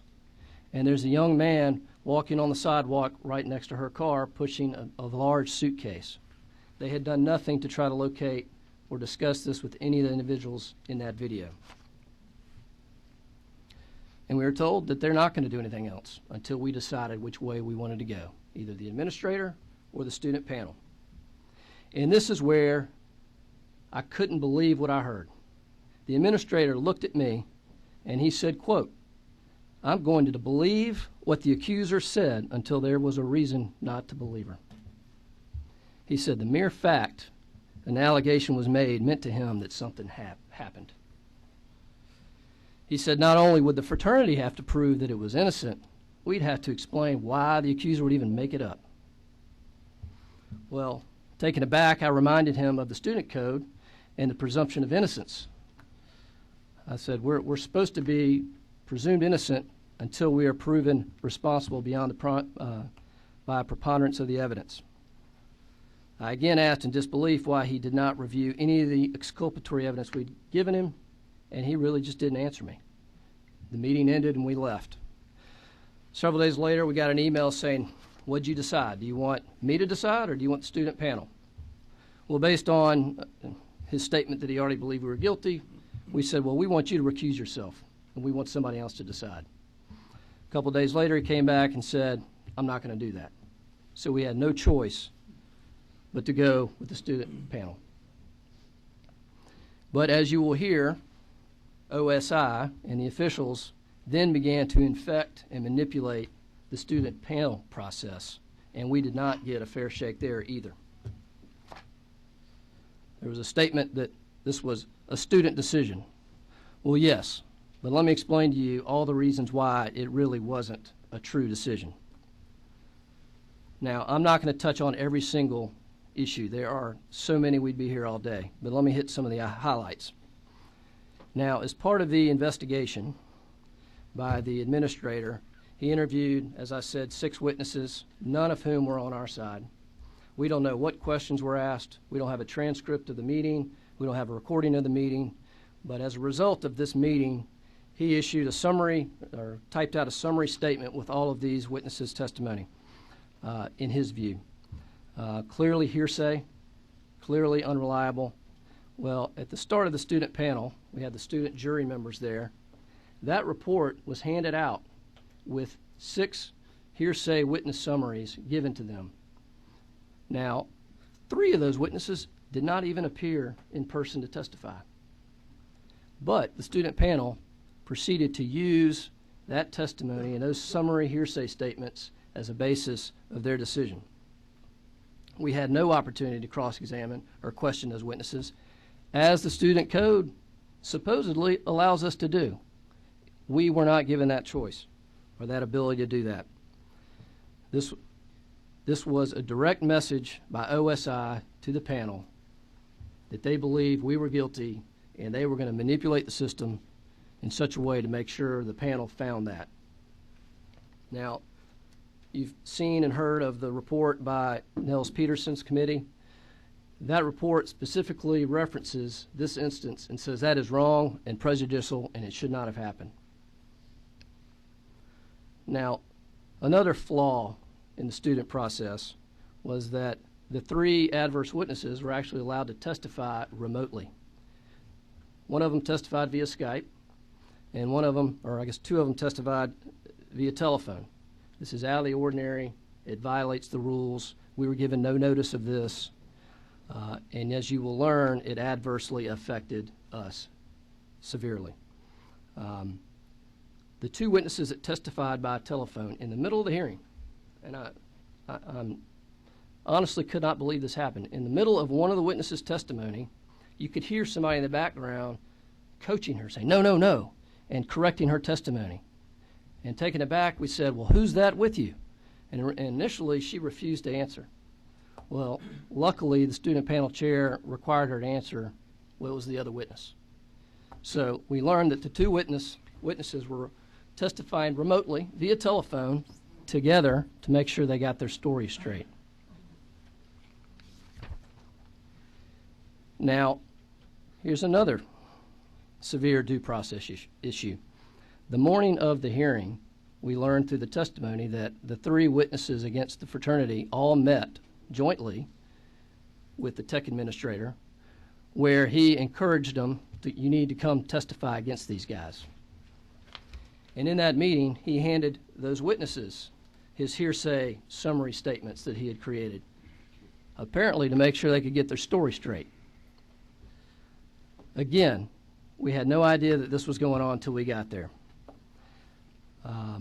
The fourth instance I want to talk about is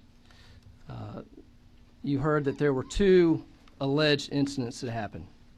First of all, we deny that either one of them happened, but the charge here was supposed to be on one, but instead the OSI administrator decided let's wrap in two. Again, he wanted to ensure that the fraternity would be held guilty or responsible under the code. And I guess the thinking was, well, if there's two allegations, they must be true, right? Well, the Nels-Peterson report found that was wrongful and prejudicial to the fraternity in this case. Another due process issue deals with the OSI administrator allowed the accuser to improperly influence the panel. The accuser mentioned alleged incidents that had occurred all over campus. She named other fraternities, said this happens everywhere. You need to make sure you send a message to the community. Everybody's watching you. We need to hold these guys responsible to make sure everybody knows that we're tough on this. There was an OSI administrator in the hearing when this went on, and he did not stop this testimony. He did not say it's improper. He did not say you should not consider it. He allowed it to go forward. This kind of pressure certainly would influence that panel. Adults can be influenced by such pressure. CEOs can be influenced by such pressure. Even university presidents can be influenced by such pressure. Is there any doubt that the student panel understood the backlash they were facing if they did not, quote, reach the right decision? Then, after the hearing was concluded, the panel went into deliberations. The OSI administrator joined the panel in the deliberations. This is like having the prosecutor go back with the jury after he's tried his case, just to make sure, hey guys, you know what we want you to find, you need to find it.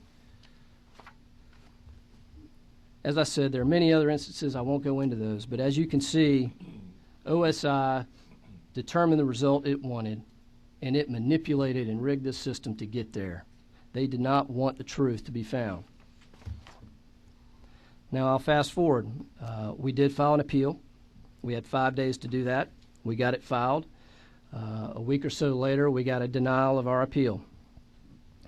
Now, after our appeal was denied, we discovered some additional information, and this is very important, and you need to listen to this. After we learned of the initial decision by the panel, we immediately began asking for any written materials that might explain the reasoning or have a written document that showed what the finding was. 3 days after our appeal was denied, OSI finally produced a memo created by the student panel shortly after the hearing. They hid that document from us. And once we read the document, we determined why.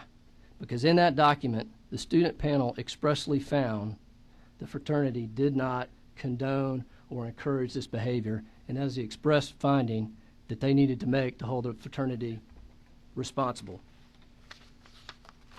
Yet, in light of that finding, OSI made sure that a penalty was enforced against the fraternity anyway. Well, once we got this information, we immediately moved for reconsideration. That was denied. Then we found very significant evidence.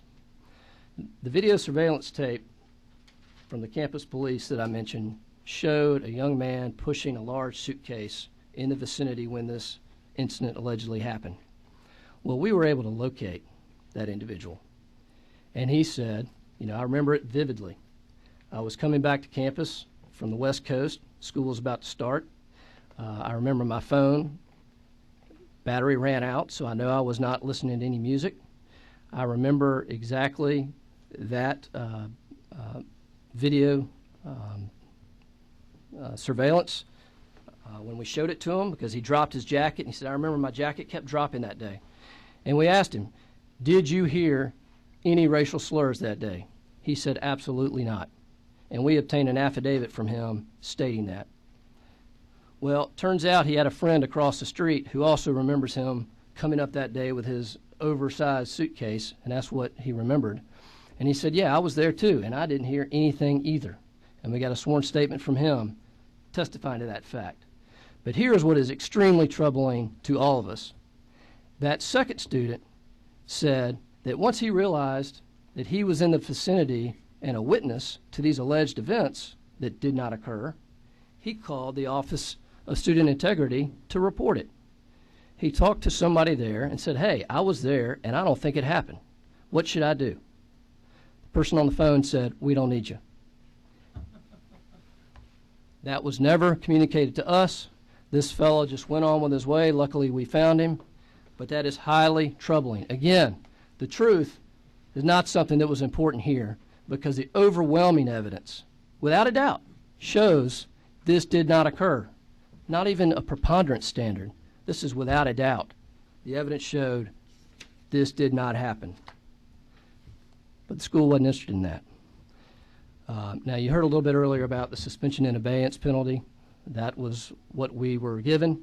And by virtue of that, once you appeal to the dean and it's denied, your appeal rights are cut off. We had no ability to appeal to the president. We had no ability to appeal to the Board of Regents. So we were done. Now, sure, we have filed a new appeal, as was mentioned earlier today. We're awaiting the results from that, but the bottom line is by the time we get a result, school year's over, penalty is basically time served, which is what it would be anyway. This is a total miscarriage of justice, and it is wrong. I've personally seen due process issues, but two independent, well-respected sources also have expressed concern over due process. You've heard about the Nels-Peterson report. I won't belabor that, but there's a pending lawsuit I mentioned earlier in the U.S. District Court here in Georgia, and there was a recent order issued in that case by Judge Jones, and I want to quote what he said in his order. Quote, "The court is troubled. The court has a number of concerns regarding the investigation. To put it bluntly, Mr. Packett's testimony at the preliminary injunction hearing about the course of the investigation and the manner in which he made certain investigatory decisions was very far from an ideal representation of due process."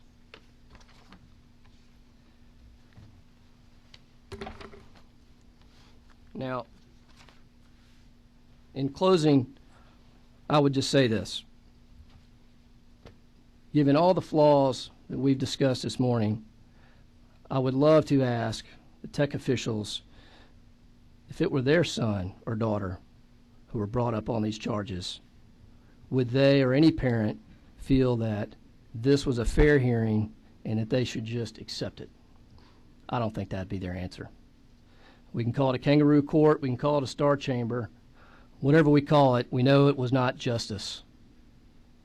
And in conclusion, I ask you, committee members, would you want your child or grandchild to be railroaded in this way? Thank you. Thank you, sir. We'll now take questions from committee. Let me also say that there's a little bit more to the quote from Judge Jones. Much remains for the court's consideration as to whether Mr. Paquette's investigation veered so far from the ideal as to be unconstitutional. Therein lies the liability and the risk to the state of Georgia and the taxpayers in these. Ladies and gentlemen, we heard from President Peterson there's 23 or so suspension and abeyance cases. I had the attorney from a different firm, Chortelig by Ear, who has another of these cases. They're going to be trolling for these suspension and evasion cases. They're looking. They see a payday from the people of the state that's in the multi-millions. And they're going to find them. And quite frankly, with Judge Peterson's report, and to the Regents' credits, they let that come out knowing that, because the facts are what they are. And that's the way the people of this Board of Regents act. But that's a gift, and that's going to cost the state millions. I'll take questions. Chairman Rice? Any other questions? Members of the committee? Paul? I think you may have mentioned it, but when did you get into this process? How? Regarding the Yeah. the Phi Delta Theta issue, Yes. virtually the day of the alleged incident, I Okay. learned about it, and I've been there ever since. And you know, to a second question is how much were you able to lend information and legal expertise to your client in this matter, and it was accepted by the institution? We were there at every meeting, or I was there at every meeting. We advised them at the student hearing itself. I was present, but I was not allowed to speak. I could whisper in the ear real time and try to get things to happen, but as you can imagine, that was a challenge. Okay, thank you. Yeah, thank you. Have you, in your representation, have you filed a civil case, or you still go through an appeal type of a process now? In the Phi Delta Theta case, we have not filed a civil case. We're still running the appeals process. As I mentioned, I am involved in another case that's actually been filed, and it's pending in the Northern District of Georgia. Same type of That is a sex assault type case.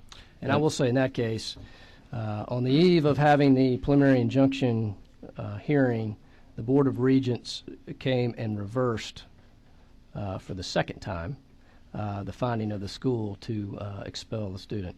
Or to Have you suspend asked the student. for any material damage in that situation? Yes. Client is asking for damages. How much damage? I don't know at this point, but I would expect it to be more than $1. Take a look in some of that material. There's 200-something cases. Those damage rewards are massive. I don't know on this case. Yes, sir. Chairman Rogers. Mr. Hawkins, just for the record, you keep talking about the administrator. Who are you preferring? Who are you talking about? Are you talking about the dean? When you're talking about, you didn't have recourse or due process. I dealt primarily with Mr. Packett. Okay. Primarily 90% of the time, 95% of the time? I would say most of the time, as I said, at some point it was clear he was biased. We asked that he recuse himself. He refused. At the student hearing, he did not sit in, but someone else in his office actually sat in on that meeting. We appealed to the dean, Stein. So the entire office was involved. We've filed open records requests, and it's clear that through email traffic that multiple people were aware of what was going on real time. Okay, thank you. I see no further questions. Mr. Hawkins, thank you for your time. Thank you, Mr. Chairman. Members of the committee, we have one more individual to testify. This is Mr. Robert Shibley. He's the Executive Director for the Foundation for Individual Rights and Education. They deal with this on a national basis. Mr. Shibley, welcome. I'm glad you got out of the snowstorm in the Northeast to make it here. Yeah, it's a little bit warmer here than it is D.C. I actually have the blessing of living in North Carolina and working from there. So yeah, well, Charlotte's no better. That airport's supposed to. Well, I'll having heard all the testimony today, and I know we're going long, so I'm going to hit time. Take your time. I'm going to hit some of the. I'll try to hit more of the high points and not repeat stuff that you folks have already heard. as we've heard a little bit about, over the past 5 years, thanks in large part to unprecedented intervention by the federal government in the form of that Dear Colleague letter, the situation for due process particularly has gotten markedly worse. I am the executive director of FHIRE, the Foundation for Individual Rights in Education. We defend individual rights, including, we're mostly known for First Amendment work and freedom of speech work, but since 2011, an increasing amount of our work has had to do with due process. And frankly, students are routinely deemed harassers, abusers, and rapists, and suspended or expelled from school without so much as a hearing. I want to assure you that nothing I have heard here today has been unusual to me. I have taken, like Representative was saying, I've taken myself personally dozens of calls, spent hundreds of hours on the phone with mothers, with students who are struggling through these very things, not just in Georgia, but across the country. This is a serious problem. And we know that there are dozens or maybe hundreds of lawsuits currently outstanding. I know this has been a big concern here today. The number one most common question I get from everyone, to legislators, to parents, to members of the public when they hear about what's going on campuses is, why in the world are campuses holding sexual assault trials? Shouldn't that be a matter for the police? Yes, that should be a matter for the police. Most forms of sexual assault are felony crimes, and campuses are not supposed to be enclaves free of the law. For the protection of everyone, sexual predators need to be removed not just from campus, but from the streets. And colleges, as we've seen today, don't even come close to having the ability to competently decide whether someone has committed a grave felony. Now, right now, colleges, and President Peterson talked about this, they feel they have no choice because of the federal government's current interpretation of Title IX coming through that Dear Colleague letter from April 2011. That was the letter where they required the use of this preponderance of the evidence standard, which is a 50.01% certainty standard, as opposed to what we're all familiar with from the criminal system, beyond a reasonable doubt, which is usually considered to be 98 to 99% certain that something happened. OCR also strongly discouraged parties from being allowed to cross-examine each other, despite the fact that according to the U.S. Supreme Court, cross-examination is the greatest legal engine ever invented for the discovery of truth, and that's the quote. FHIRE believes this mandate is unlawful, so do other people. Senator Langford from Oklahoma just sent a letter about it.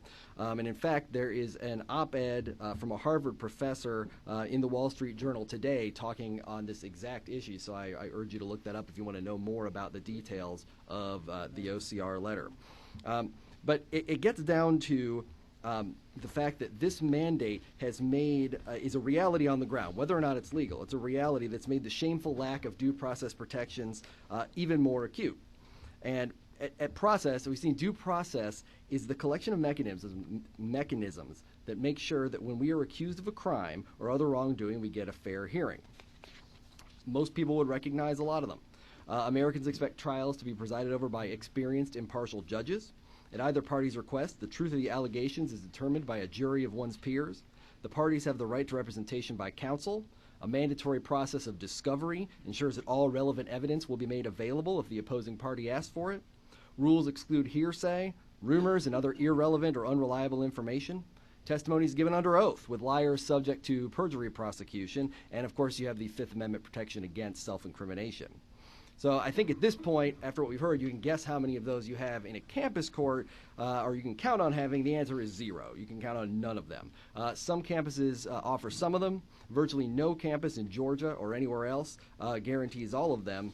And yet, in defense of we lawyers who often get a bad rap, it's taken us 1,000 years since the Magna Carta to come up with these due process protections. They're not there just as window dressing on the justice system. Georgia is not an exception. What you're hearing today, like I said, is not an exception. And I'm sure, although we talked to the Georgia Tech leadership today. It's happening all across Georgia. I'm confident of that. Many colleges in Georgia have dispensed with a hearing in sexual misconduct cases in favor of that investigative model, where one person or a very small number of people investigate and decide the outcome of the case without holding a hearing or even giving the parties an opportunity to confront one another. And as I just learned today from testimony, apparently in this system they're also willing to punish a group of people when they can't locate the actual perpetrators of a crime. They're just going to punish everybody in the immediate proximity. Now, to see how these are increasingly being treated, East Georgia State College policies are instructive. At East Georgia State, here's a quote: "The complainant and the respondents will be interviewed separately by the Title IX coordinator or her designee, during which time they should present any information in support of their respective positions. Interviews with the Title IX coordinator constitute the hearing." Did you manage to get an attorney? He can't say anything. If you want to if you want to directly question your accuser's story, not only can you not do that, you aren't even entitled to see what he or she said.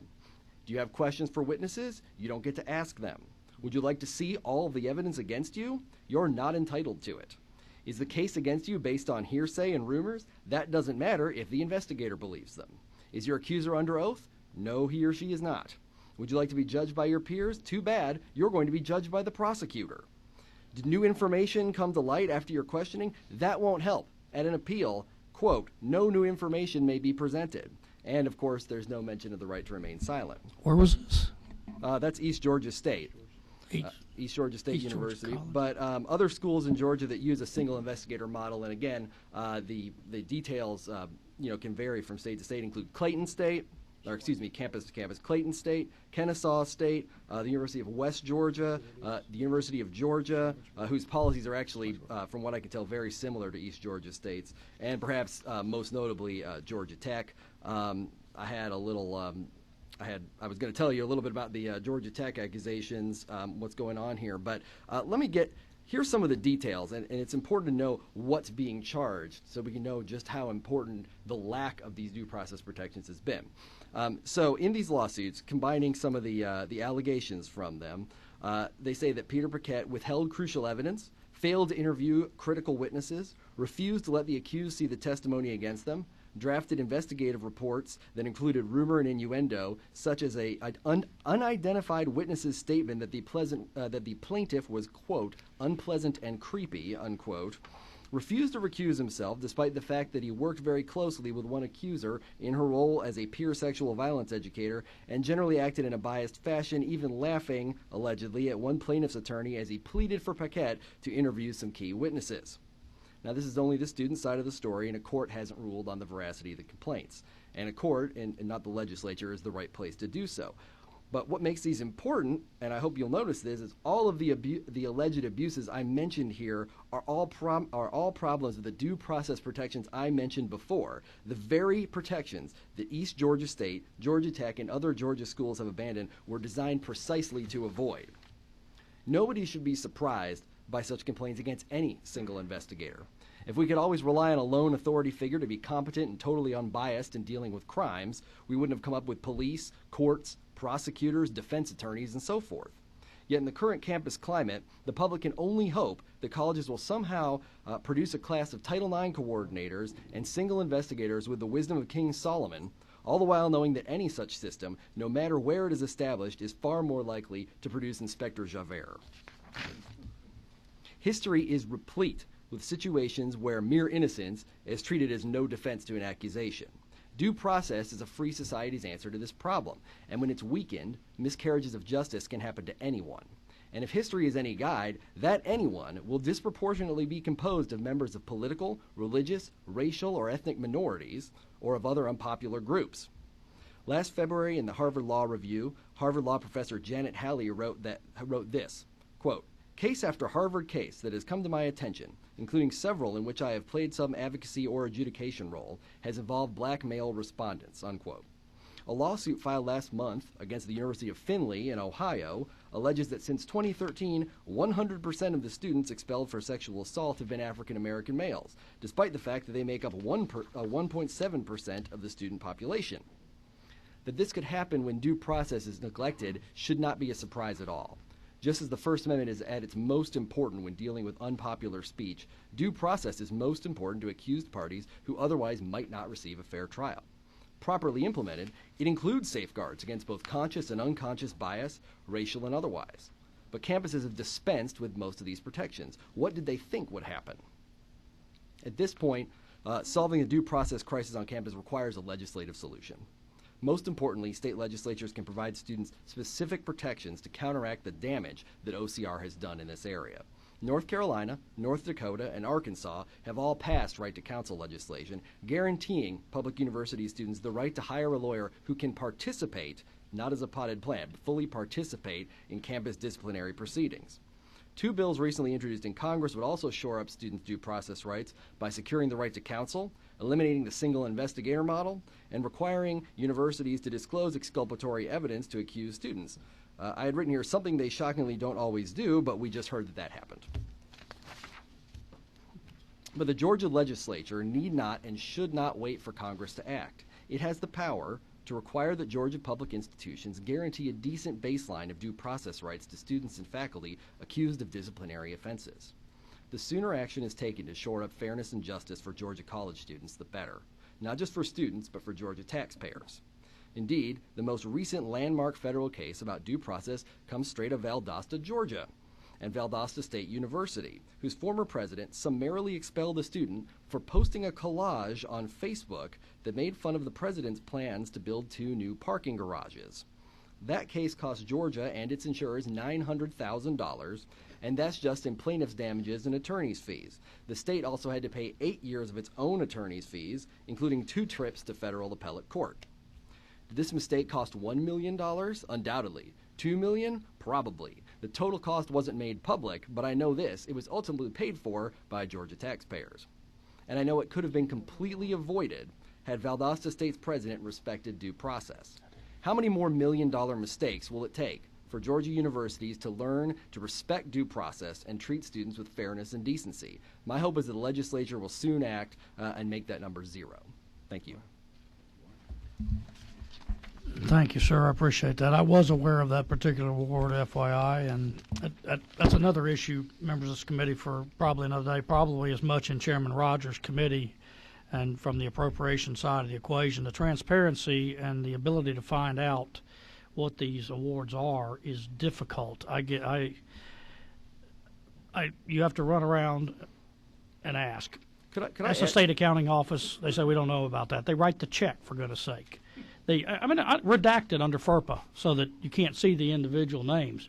But we appropriate this money. We need to know when we lose, for goodness sake. And somebody somewhere has a list, and I'll find it before this is over. But go ahead. I wanted to address a couple more points as I was taking notes. Chairman Golick, obviously a lot of people were referring to what he was saying about the parallel process that we have, and this has been a matter of confusion nationwide.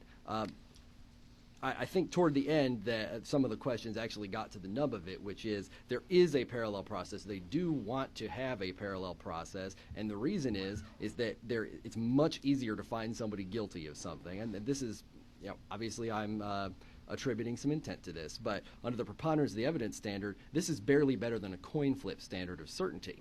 So you can find people guilty of things that you would never be able to find them guilty of in the criminal system. Now, President Peterson used the example of if somebody robs the bookstore, we might do both. Here's the thing. If a robbery occurred, it's not Schrodinger's cat. It either occurred or it didn't occur. So if you have a system where the criminal system says, no, they're acquitted, and you have the school system saying, they're guilty enough for us, those both can't possibly be right. And this idea that we should be comfortable with a system where we say, being less certain is fine. I mean, the fact is it either happened or it didn't. It's the same issue with sexual assault. The reason colleges deal with sexual assault is because it's considered a form of discrimination. Colleges have a responsibility to stop the discrimination. But if the sexual assault didn't occur, and that was alleged to be the discrimination, there was no discrimination. Like, you can't go ahead and use a lower standard of evidence. I mean, you can, and they do, but you shouldn't morally be able to go ahead and use a lower standard of evidence because you think that guy probably did it. And of course, the single investigator model just makes it, a million times worse. You're going to be exposed to every bias that a person has, either conscious or unconscious. Finally, I just want to point out that I'm actually was quite surprised what President Peterson said, that when they can't find the guilty parties, as in the fraternity case, they just punished everybody in the local vicinity, and they would do that. That smacks of collective punishment. I mean, if I break into a house in my neighborhood, not everybody in my neighborhood goes to jail if they won't turn me in. I'm sort of amazed that that's just, business as usual on college campuses. But I guess that's the reality. I would agree, and how poignant. And we're talking about the physics of Schrodinger's cat. Well, that cat in Schrodinger's in a box. We're going to let it out of the bag in here. Members of the committee, questions? Let me ask you a question. Certainly. Mr. Shibley. Oh, I'm sorry. There you go. I got it. Mr. Shibley, who funds you? How do you make your living? How are you? Fire has grown a lot. When I started at Fire 12 years ago, we only had 6 employees, and now we have about 35. But we're funded by a combination of foundations and individuals. We probably have about 3,000 individual donors who give to us, and some more, some less. Any particular foundation in particular, your biggest donor? Our biggest donors are actually private individuals. Really? Yeah. Okay. Thank you. Mm-hmm. Any other questions? Members of the committee? All right. Mr. Shibley, I know you came a long way. We're very appreciative. You are seeing our Kafka-esque process at work. So we will attempt to bring clarity to this issue. Members of the committee, I think you heard a lot of testimony today, very significant testimony, a lot of things that concern many of us. Many of the university presidents are here. My Vice Chairman, Representative Williams, you wanted to make you had a statement. So go ahead. Just a couple of thoughts, Mr. Chairman. I appreciate everyone that's taken time to be here today, and I know the Chancellor had to leave, but Vice Chancellor Wrigley, a few things that President Peterson said sort of raised questions to me, not so much, again, Georgia Tech specific, but system-wide, if you will, and I guess, I look at it, and again, due process versus sort of double standard or double jeopardy or two processes tracking at the same time. I know prior to days here, and I've heard folks from within higher education say, well, a college campus is different. If someone is accused of sexual assault, we can't have that individual continuing to live in the dorm for a year and those other students having to face that individual, while his case waits to go to court. And I guess the part of me that struggles with that is if someone on my street is charged with sexual assault and they're able to convince a judge to allow them to post bond, then they're back on the street and their neighbors have to look at them. So to me, we're once again facing this question, is a college campus environment, if you will, an island unto itself, whether we're talking about guns on campus or whether we're talking about the issues we're talking about today, and we're past the point in most cases where college campuses are surrounded by a fence and a gate, particularly urban campuses like Georgia State. So it troubles me that we seem to have sort of a dual set of standards. If you're on the sidewalk of Atlanta, it's dealt with one way. If you step inside the door of Georgia State, it's dealt with in another way. So I guess I'm sort of not asking you a question, Mr. Wrigley, but asking really our committee members, is it going to come down to us or the courts to really determine that issue about what is fair and appropriate for where the college campuses start and stop, and how do we deal with issues, whether they're on campus or not on campus, Mr. Chairman? Mr. Chairman Williams, let me respond a little bit to that, because I've had significant conversations with the Board of Regents, in particular Vice Chancellor Wrigley and Chancellor Huckabee, on this issue. Since the advent of these two individuals, the relationship between the legislature and the Board of Regents has come 180 degrees from where it used to be. We used to be in a situation where they just pile on with irrelevant information. Chairman Rogers remembers some of this, and many of you do too, if you ever try to get an answer. You get a clarity of thought and answers from this current Board of Regents, the members themselves, the administration particularly. As you know, we have the unique constitutional nature of our Board of Regents in this state for many reasons, going back historically to the three governors and many good reasons. And they have been working hard towards a Regents level solution towards this, which is their constitutional prerogative. Can we impose upon them a statutory due process? Yes, we can. I am conflicted. I have so much trust in these individuals. I want to see how that process works itself out. I will state, and this is one of the things I was going to say, and I'll let you follow up, for the members of the campuses in this room, for the individual presidents, the Regents is doing good work. They're going to come out with due process protections. But unless you missed it, unless you didn't hear what the members across this panel, Democrat and Republican alike, seem to be saying, is there's an interest in clear, simple due process protections in this state. And I, for one, as chairman of this committee, you think you've got an issue with federal bureaucrats threatening your federal funds? This committee controls your funds, each president, and I'm going to see a clear statement from all of you beyond what the Regents is required before I'm even going to have a conversation with you about your budgets, presidents. I'm not even going to talk to you until you bring a due process safeguard for the students of the state that is beyond just a simple, basic due process protections that are available. It won't take your legal department a half an hour to put that together. I mean, every young lawyer, everybody who wants to be a lawyer can enumerate basic due process protections. So hear me clearly. You got a bond project? You want to talk to us? I'm speaking for me now, but I've heard it from these legislators. If you don't protect the students of this state with due process, don't come looking for money. Period. Every single one of you. It's clear as I can put it.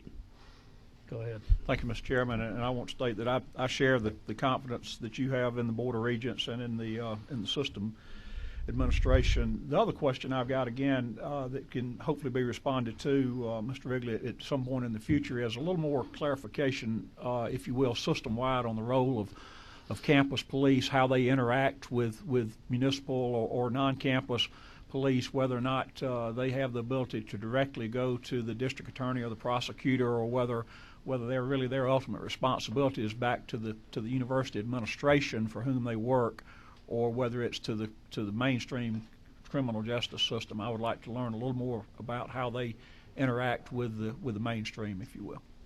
Thank you. Thank you, Chairman. Anyone else? Any members of the committee? Ladies and gentlemen, thank you so much for sitting through this. We thank you. We'll be following up. This will not be the last you hear of this issue. Thank you.